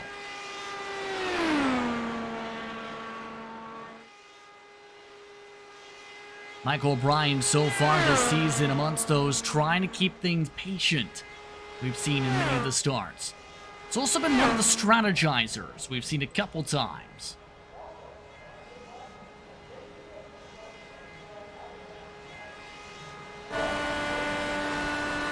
First time around in the 39.5s. Currently 18th in the points after a top 5 at Suzuka. The driver, who has the word crash on the car, has only had one race where there's been instances of that, really. Kentucky, a DNF 34. 9th at Silverstone, 8th at Nashville. Phoenix, 25th, yes, but as mentioned, the top 5 were on. Has also been solid in qualifying, 8th at Long Beach, specifically. The road course is the specialty for the 45. End of the second lap, 39.6, as we welcome back Andrew Kinsella, who is top 10 in qualifying so far. Andrew, how do you feel you did? I'm sure you saw it on screen. I messed up starting on lap 2, and then lap 4, the car just wasn't turning anymore. It's one of those things where, you just like we've been talking about all session long, you mess up a couple of times, and that's all it takes to spoil what could have been a good run. I think I was on track at one point solidly for a nice top 5, but at the end of the day, just a few mistakes there. Still, here's the interesting thing. While you were making your run, Adam Blocker said if you're starting higher than 20th, you're a favorite. Do you agree? Why or why not? Well, I mean, when I won here, I think I was starting 18th, if I remember correctly. So, yeah, I've always found that this is one of the tracks that I can move through the field at. Regardless of what the draft model is doing, I can find ways, either with strategy or just finding ways to pass people that other people aren't necessarily brave enough to do. So I've always felt that I've been pretty good at doing that, and I've started 18th and 1, so as long as I'm in solidly in that top 5, top 10 conversation come 50 to go, I think I've definitely got a shot at it. Robert Malechka III now on the racetrack, 10th best. For the previous run for O'Brien would be one of his best qualifying runs of the season on an oval. But for Malechka III, keep an eye on this man, because Malechka III, he is lightning quick in qualifying. We've seen in speedway competition, we've seen in IndyCar competition. Can Malechka III do it with the pressure on at the Brickyard? Robert is known for his qualifying. He's brought that power to the Power Slide Motorsports team, and it's been a treat to watch it up close because he really is just extremely proficient at the qualifying. Little bit of a lift there though through that corner. He nearly got on the rumble strip there, but you can see just how close he's cutting those margins. A 4.29 on the first lap there, Justin. My goodness. And Malechka III is a flying. 1 win in the series so far in 18 starts, 5 top 5s, 11 top 10s, been in contention for a few of the runs this season. Of course, top 10 in the point standings is helpful when your best run, surprisingly, isn't a road course where he struggled to start off, and now at Silverstone was 4th. Yeah, Rob's really been improving on the road courses, but these ovals really are his bread and butter. A 5.02 there on the second lap. He's looking really good here. Look at those lines, so nice and tidy through these corners. He's really maximizing those apexes, taking it down very close to that line, and he's done a great job getting it off the wall as well and keeping it nice and close, so he's really maximizing this run. And to say it's fast is an understatement. GG from the competitors. Harrington still at the top of the board by 3/1000ths of a second. Will that change in about a minute's time? Malechka III after 3 laps, lightning fast, another 5. A 5.64 there from Malechka. He's got to nail this final lap. This is what it all comes down to. Keep those tires under there. The tires are just falling off at this point. There's almost nothing you can do about it. You just have to be able to drive through it and just keep the grip there for that last little bit here. 2 more corners to go. This is looking real good for Rob. And Malechka III secure a first career HyperX Indy 500 pole. Coming to close it out, a little bit of a hit for the curbs. Could that cost Malechka III? The 91 across the stripe. Where's the average? It's a 6. It's the top of the board. 39.52 for Malechka III. Now the provisional pole sitter at the Brickyard. What a run from Rob Malechka there. He'd been posting his times before this, and the fastest he'd run was about a 5.48. So he pulled that 5.28, almost 0.02 of a second better than he'd been practicing at. Pretty much out of nowhere. That was the run of Rob Malechka's life there. What a run. And now, how do you top that? Adam Frazier is now getting the first crack at it. Starting things off in the 39.5s. Frazier started back in season 8 at Homestead. 51 starts, 2 top 5s, and 10 top 10s for Frazier. Yeah, and Frazier's been doing quietly really, really well this season. He's had a number of really solid drives, especially on the road courses. He's been showing some great speed, and more importantly, he Early on in his Lionheart career, he didn't necessarily have the consistency and he didn't have the finishing power, but he's really started to sort that out and finish much more consistently this year, and it's really showing in his points total right now. Second time around for Frazier in the sixes. And keep in mind, there are still some heavy hitters in the order. Philip Kraus is still in the order. Brian Carey, curious to see what he can do. And don't forget who's closing it out. Adriano Pinheiro, who's been a driver on the pole a few times this year. Absolutely. Rob can't be getting too comfortable, although that was such an impressive run from him. It's going to be very tough to beat, but we said that about Alexis Newsome already, so if Alexis could be beat, if Harrington could be beat, Rob can be beat, and Pinheiro or Kraus might just be the driver to do it. This time around in the sixes once more for Frazier. A little bit of a push there, up the track for the 12, rotation again starting to pop up, a lot of wheel being put in. And that's really what kills the tires, is the more wheel you have to put in it, the worse your time's going to be, as I can attest to on that final lap. And this isn't necessarily, I think, the run that Frazier was looking for. I think he probably was hoping to start a little bit further up. My guess would be probably in the low 20s at this point, or sorry, in the high 20s at this point. Sevens to close it. Frazier 19 on the board out of 29 qualifiers. That brings up Paul Jenkins. It's already on the clock. Elite West Racing logo to car. 35. Looking for a little bit of confidence and luck. So far, a DNF at Phoenix as of late, but someone who has showed some good potential again throughout the year and a long-time racer in this series. 44 starts, to be precise. Almost 7,000 miles.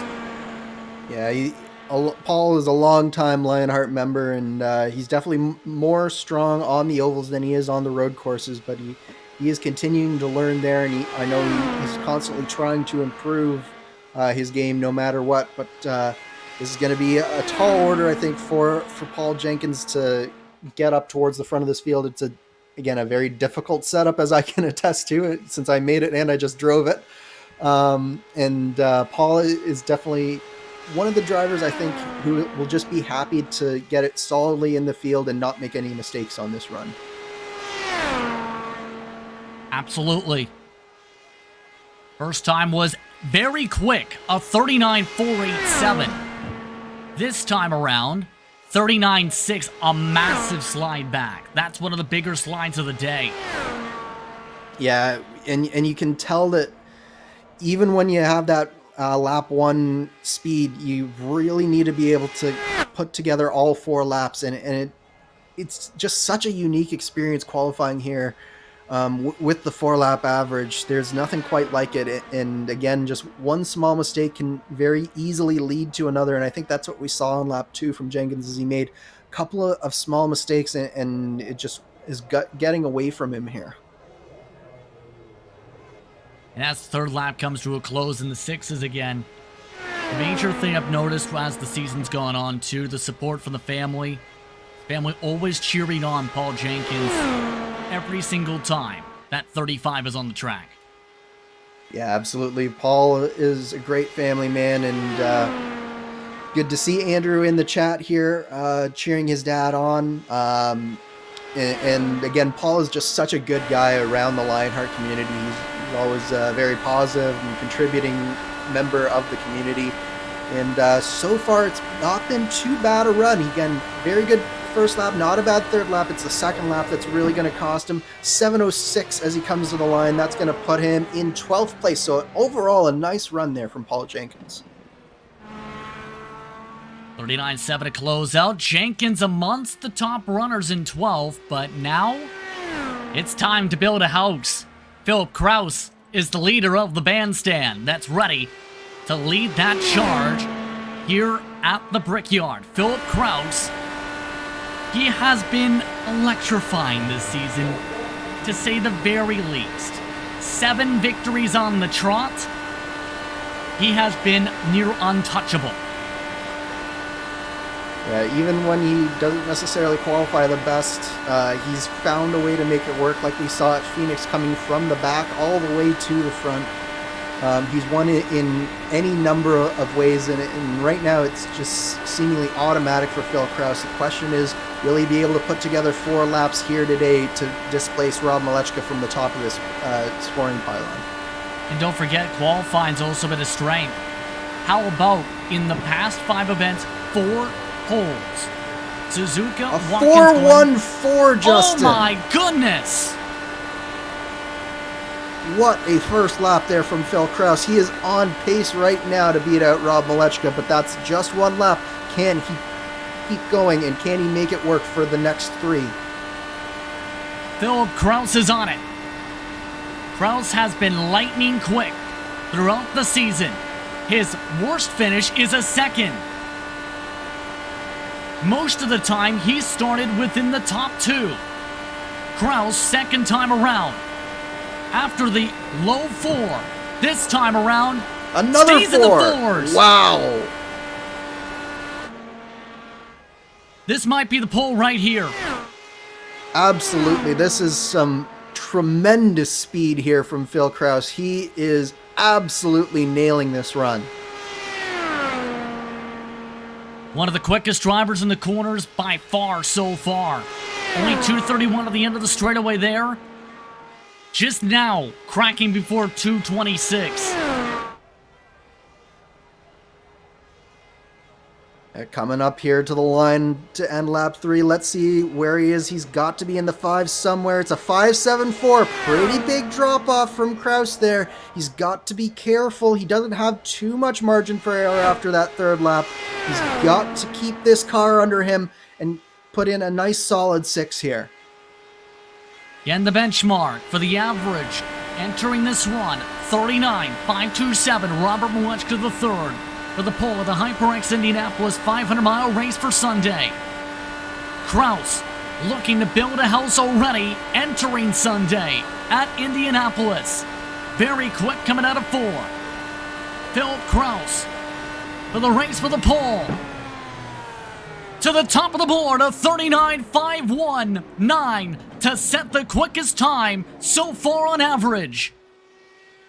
What a run there from Phil Kraus. That was basically a near perfect run, almost as close as you can get. He had a small bobble, I think, on lap 3, but overall, just a tremendous run there from Phil Kraus, and he shows again why he is leading the points right now. Now on track, power slide ignitions, Brian Carey who's in the wall. And that's what happened last year in the opening lap of the race. Carey hits the wall. And I think that was just Brian was in the wrong tools there, because that car just did not turn when he got into turn 1 here. Way tight. And he talked about keeping the VR headset on top of his head to keep it on for this run. His run ends in a corner. Yeah, that was definitely not what Brian was hoping to do there. Definitely feel sorry for my teammate there, but it's just one of those things that if you make a small mistake, it can cost you, and it just goes to show just how small and how thin these margins are. Dustin Wardlow, one of the Synergy back machines on the track. And the Candyman looks to see if he can find the sweet tooth for the pole tonight. Here in this one.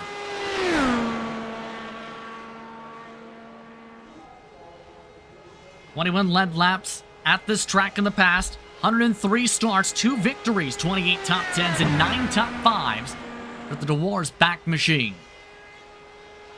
Dustin's been a tremendously long time Lionheart supporter and just an all-around great member of the community. He's one of the kindest people you meet in Lionheart, and his heart is basically as sweet as his candy is, and I've heard great things about candy. Unfortunately, they don't ship to Canada, so I never actually gotten the chance to try his candy, but I've heard great things about it. Canadian as well. In terms of myself, I should say. Curious how the candy tastes in the future, though. 39.5 to start things off for Wardlow. Wardlow, keep in mind, one of the strengths for him has been qualifying. 10th is his best start. Finishing position, not so much. This season's not been great. Made it 1 lap at Watkins Glen, 35 at Suzuka in 23rd, 36 at Phoenix after 45 laps and several crashes, remember, that day. Yeah, Wardlow, I think, is really looking for a chance to turn his season around here. He's been very strong, especially in the Retro Series, but he just hasn't been able to put it together these past couple of years in the IndyCar Series as well as he'd like, I'm sure. But again, the best day to turn things around is today, and I think Wardlow is embracing that so far. Not a bad start to his run here. Not a bad start so far for the Candyman. And as many people will tell you, Andy is the real deal. Can Wardlow show he will be the real deal on Sunday is the major thing. And now for many of these drivers, the thought has to get towards how are they going to stack up for qualifying, or rather for the race on Sunday after this qualifying run for many of them. Yeah, that's the thing is now you have to shift focus 100% to the race once you're done your qualifying run. You can't worry about what happened. You can't worry about what might have been, where you could have been starting. It's all about Sunday and the 500 miles ahead, because 200 laps around in Indianapolis with 37 other cars on track.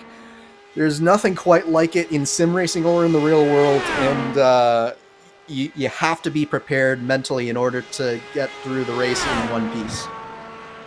Closing out the run is Wardlow, meanwhile. 7 to close it out. Mid-pack.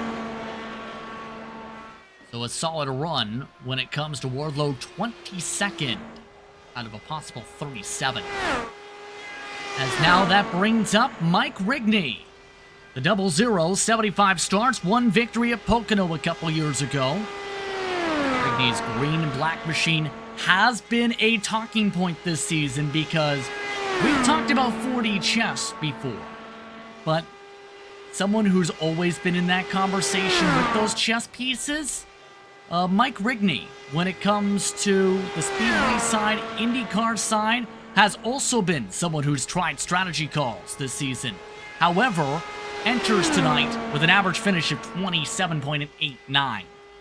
Yeah, the strategy hasn't always worked out for Mike Rigney, but he has been showing a good turn of speed here. He's been generally trending upwards throughout the season in terms of his pace. So really interested to see how he's going to stack up in this run here.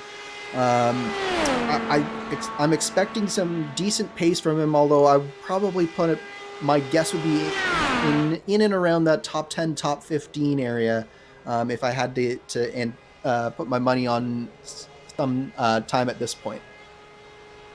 Second time around, 39.6.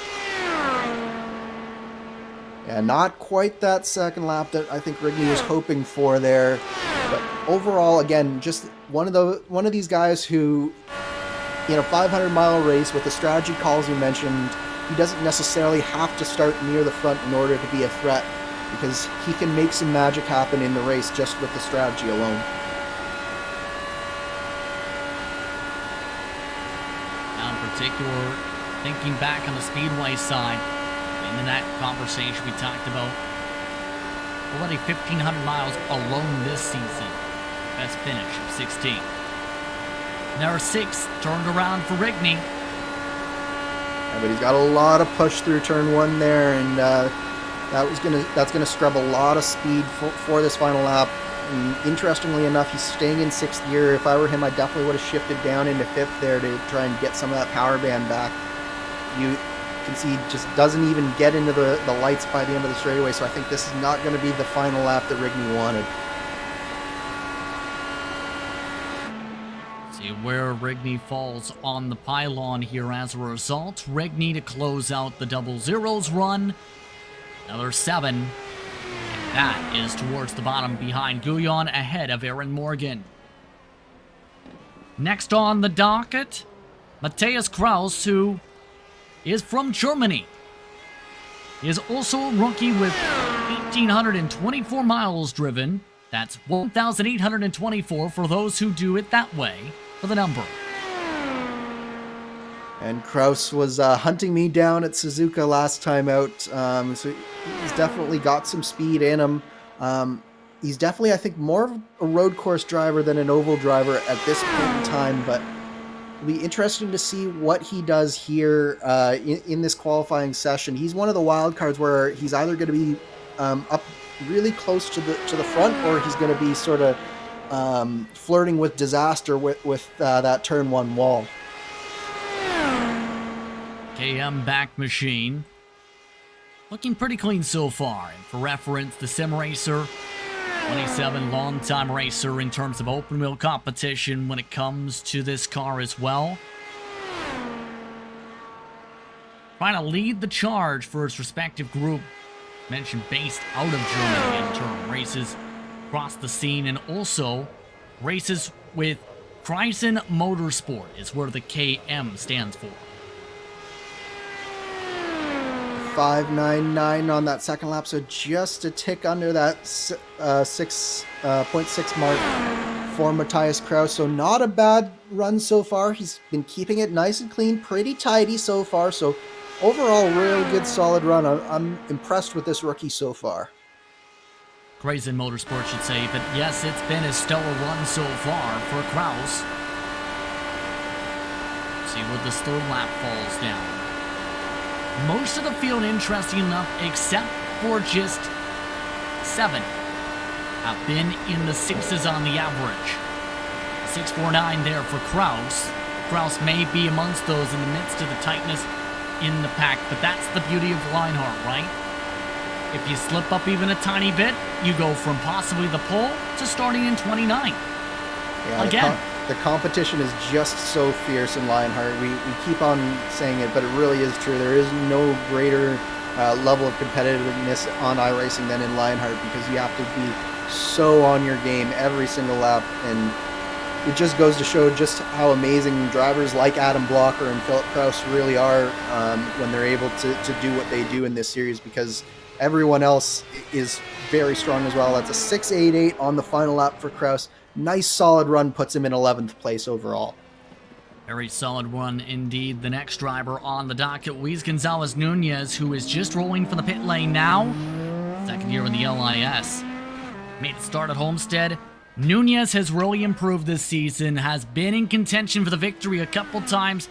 In fact, ran on the podium the last time out on Novel.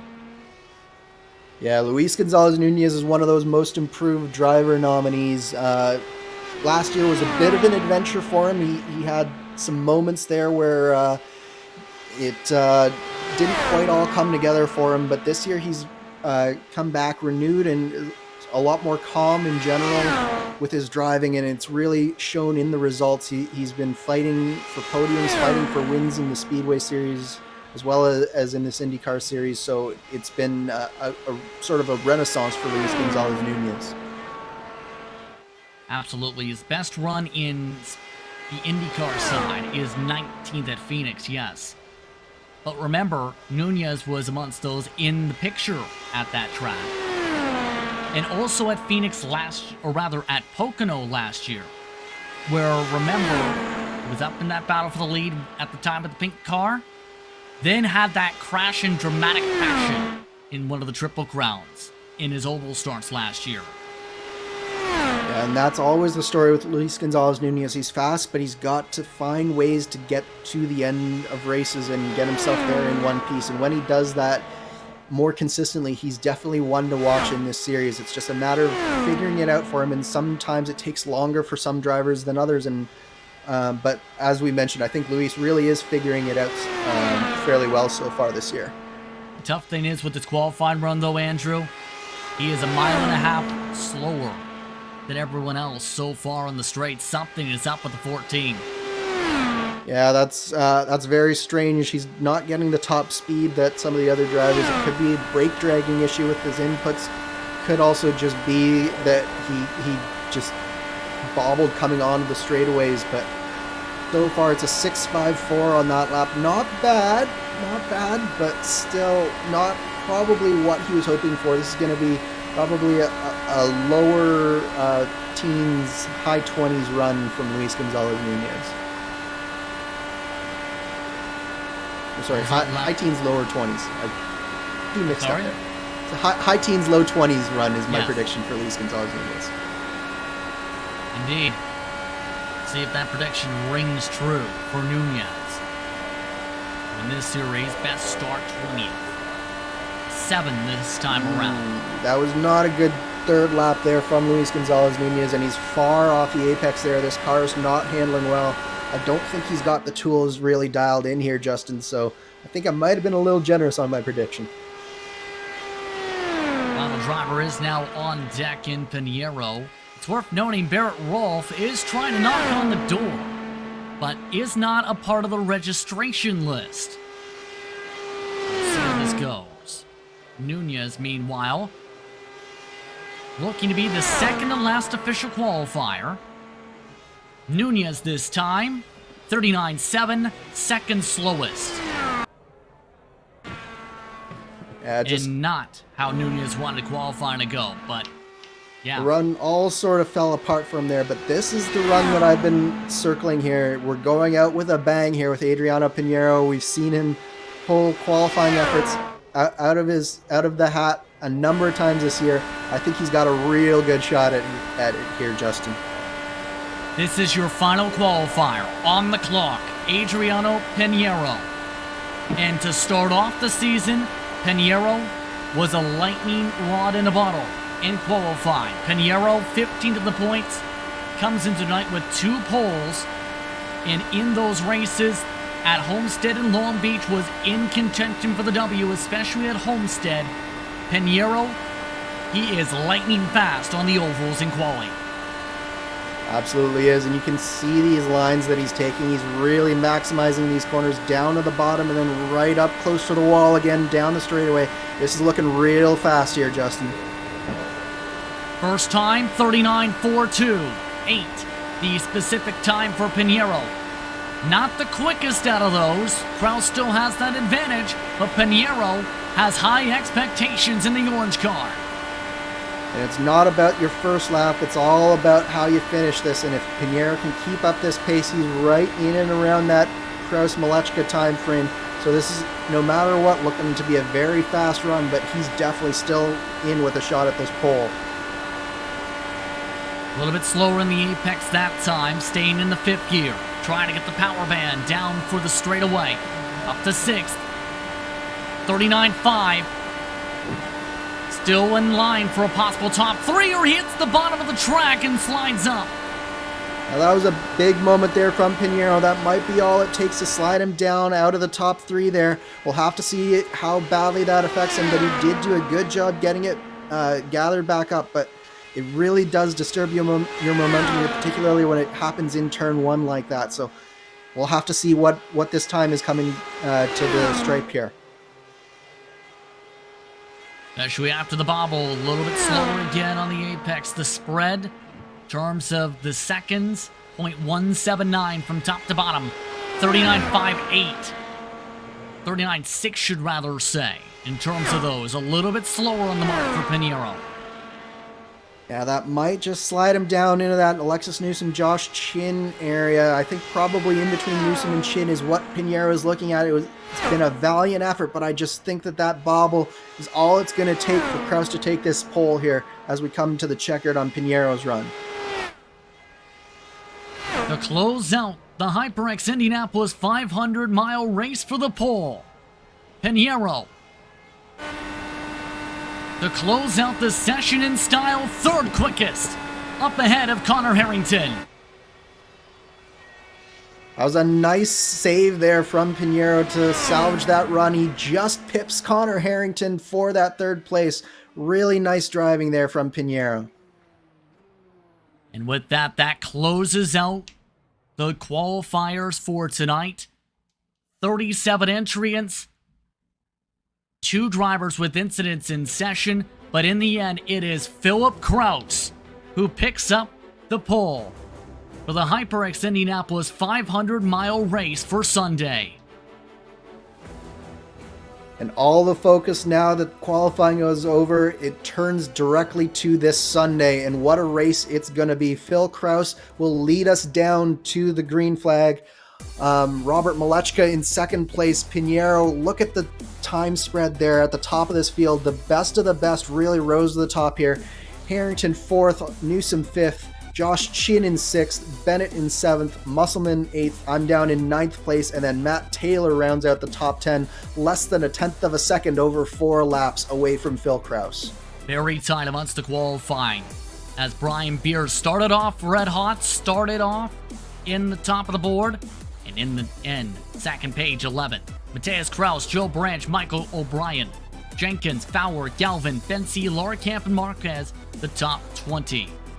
21st tonight went to Ryan Otis in the 95, then it's Bradley Sexton, Adam Frazier, Dustin Wardlow, Isla Kalisto, along with Matt Houston, Alex Guyon, and Mike Rigney, the top 28. Morgan and Graf, once 29th and 30th. Rounding up the entrants who set times, Riggs, Lanini, Shalom, Nunez, and Hacker. And 2 drivers did not finish their runs as scheduled. Vander-Sand and Carey both hit the wall, going to the short chute to end their qualifying runs.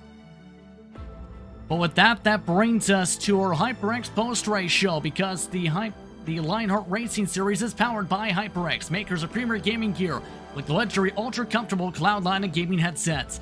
Whatever you play, however you play, HyperX knows we're all gamers. For information on HyperX products, visit hyperx.com. To HyperX Victory Lane we go, because it's time to give someone their pole award. Philip Kraus built a house in Victory Lane entering the night, and now enters Sunday with an absolute flyer, Andrew. What a night for Philip Kraus. Yeah, absolutely stunning laps from Philip Kraus. He did everything perfect, and we expect no less from the championship leader. He now joins us from HyperX Victory Lane for the pole. Philip, you're on the pole for Sunday. How does it feel? Yeah, it's a pretty amazing run to have there. But as was seen in May in the Open 500, pole's not all that matters. You got to look forward to 500 miles on Sunday, and anything can happen, really. I don't know how the track's going to race, how the car's going to race. Andrew's probably put together a really good setup for us, so we'll have to see how that goes. But really hyped to get the pole here today and represent private label team Hype Ethica really well. What was the pressure like when you entered the car for this qualifying run? Because some have said it's the most stressful they've felt for qualifying ever, and others, they've said, please don't remind me about my apathy. I mean, I wouldn't say it was particularly stressful, but you could definitely feel the nerves as like it was building up to your run, because I think I went 31st or so. So, there's a lot of waiting time, just kind of sitting around watching people do lap after lap after lap, run after run. And it definitely gets you thinking about what you have to do and probably even overthinking it. But yeah, just a bit nervy, obviously, just waiting to build up to your run. And the prize for your pole award, just coming in from race officials, a HyperX Quadcast S mic. How does it feel to get a brand new mic? Well, judging off how my mic quality was last week at Suzuka, I could definitely use that. Obviously, big cheers to the HyperX guys and all they do for this series. It's really great to have them as a sponsor, and they offer up some amazing prizes for us drivers. Congratulations on the HyperX Indianapolis 500-mile race pole for the race for the pole tonight. Cheers, Justin. Thank you. Cheers indeed. Philip Kraus celebrating a pole run here tonight. And that brings us into Sunday, Andrew, where you get to race 500 miles, Philip gets to race 500 miles, and we get to see who makes history and gets to kiss the bricks here in Speedway, Indiana. Coverage starts at approximately 4 p.m. Eastern Time, 1 p.m. Pacific on June the 26th for the HyperX Indianapolis 500. Who will make history? Who will win in what's expected to be the most anticipated race of the year? Find out on RaceSpot and ESTV on Sunday. Your final thoughts, Andrew, as we get ready to head off into the sunset. Now that the qualifying, the preview to Sunday is done, I can't wait for what's to come Sunday at 4 p.m. It is the day that every IndyCar driver dreams of, running 500 miles at Indianapolis. It all comes down to this. This is the most important race of the season, unquestionably, for every single driver on this field. The anticipation is building, and I can't wait to run. It's going to be a fun Sunday, to say the very least, in what's expected to be a busy one. The winner receives a Moser Racing DD base and a four-wheel wheel for race officials. I'd like to thank you for tuning in for tonight's coverage of the HyperX Indianapolis 500-mile race for the pole here on RaceSpawn ESTV. I'd like to thank our presenting sponsors for this series. First, Butt Kicker. Passionate about sim racing, it always feels a little flat compared to the feeling of driving a real car. Now you can actually feel what it's like to drive a race car, but Butt Kicker haptic hardware and software is easy to install and let you feel every bump in the track, slip of the tire, and engine red line. The tactile feedback is so accurate and realistic, you'll be driving faster and having more fun than ever before. Tonight also presented by HyperX. The Lionheart Racing Series is powered by HyperX, makers of premier gaming gear like the luxury ultra-comfortable cloud line of gaming headsets. Whatever you play, however you play, HyperX knows we're all gamers. For more information on HyperX products, visit HyperX.com. By Next Level Racing, an industry-leading cockpit and motion simulator manufacturer devoted to creating the most immersive experience possible for the global sim racing community. Take your racing to the next level and visit www.nextlevelracing.com. By Moser Racing, revolutionizing sim racing with the development of industry-leading hardware and software products like their R9 direct drive wheelbase and GS steering wheel. Featuring zero-delay wireless technology and made from high-end materials, Moser Racing delivers the precision you need to reach victory lane. And by Gomez Sim Industries, makers of high-end esports equipment and controls. Precision built using nothing but the best materials available today, passion and handmade craftsmanship. Drive each made-to-order build, creating a driving experience like no other. Visit GomezSimIndustries.com. Not just those, but there's so many more who also support this series. To find out more, go to LionheartRacingSeries.com. But with that, it's time to say goodbye. Until Sunday for the HyperX Indianapolis 500, my name's Justin Prince. For my broadcast partner tonight, Andrew Kinsella, and our producer and Connery Maddock, I'm Justin Prince saying so long, enjoy the rest of your night. We'll see you Sunday from Indy.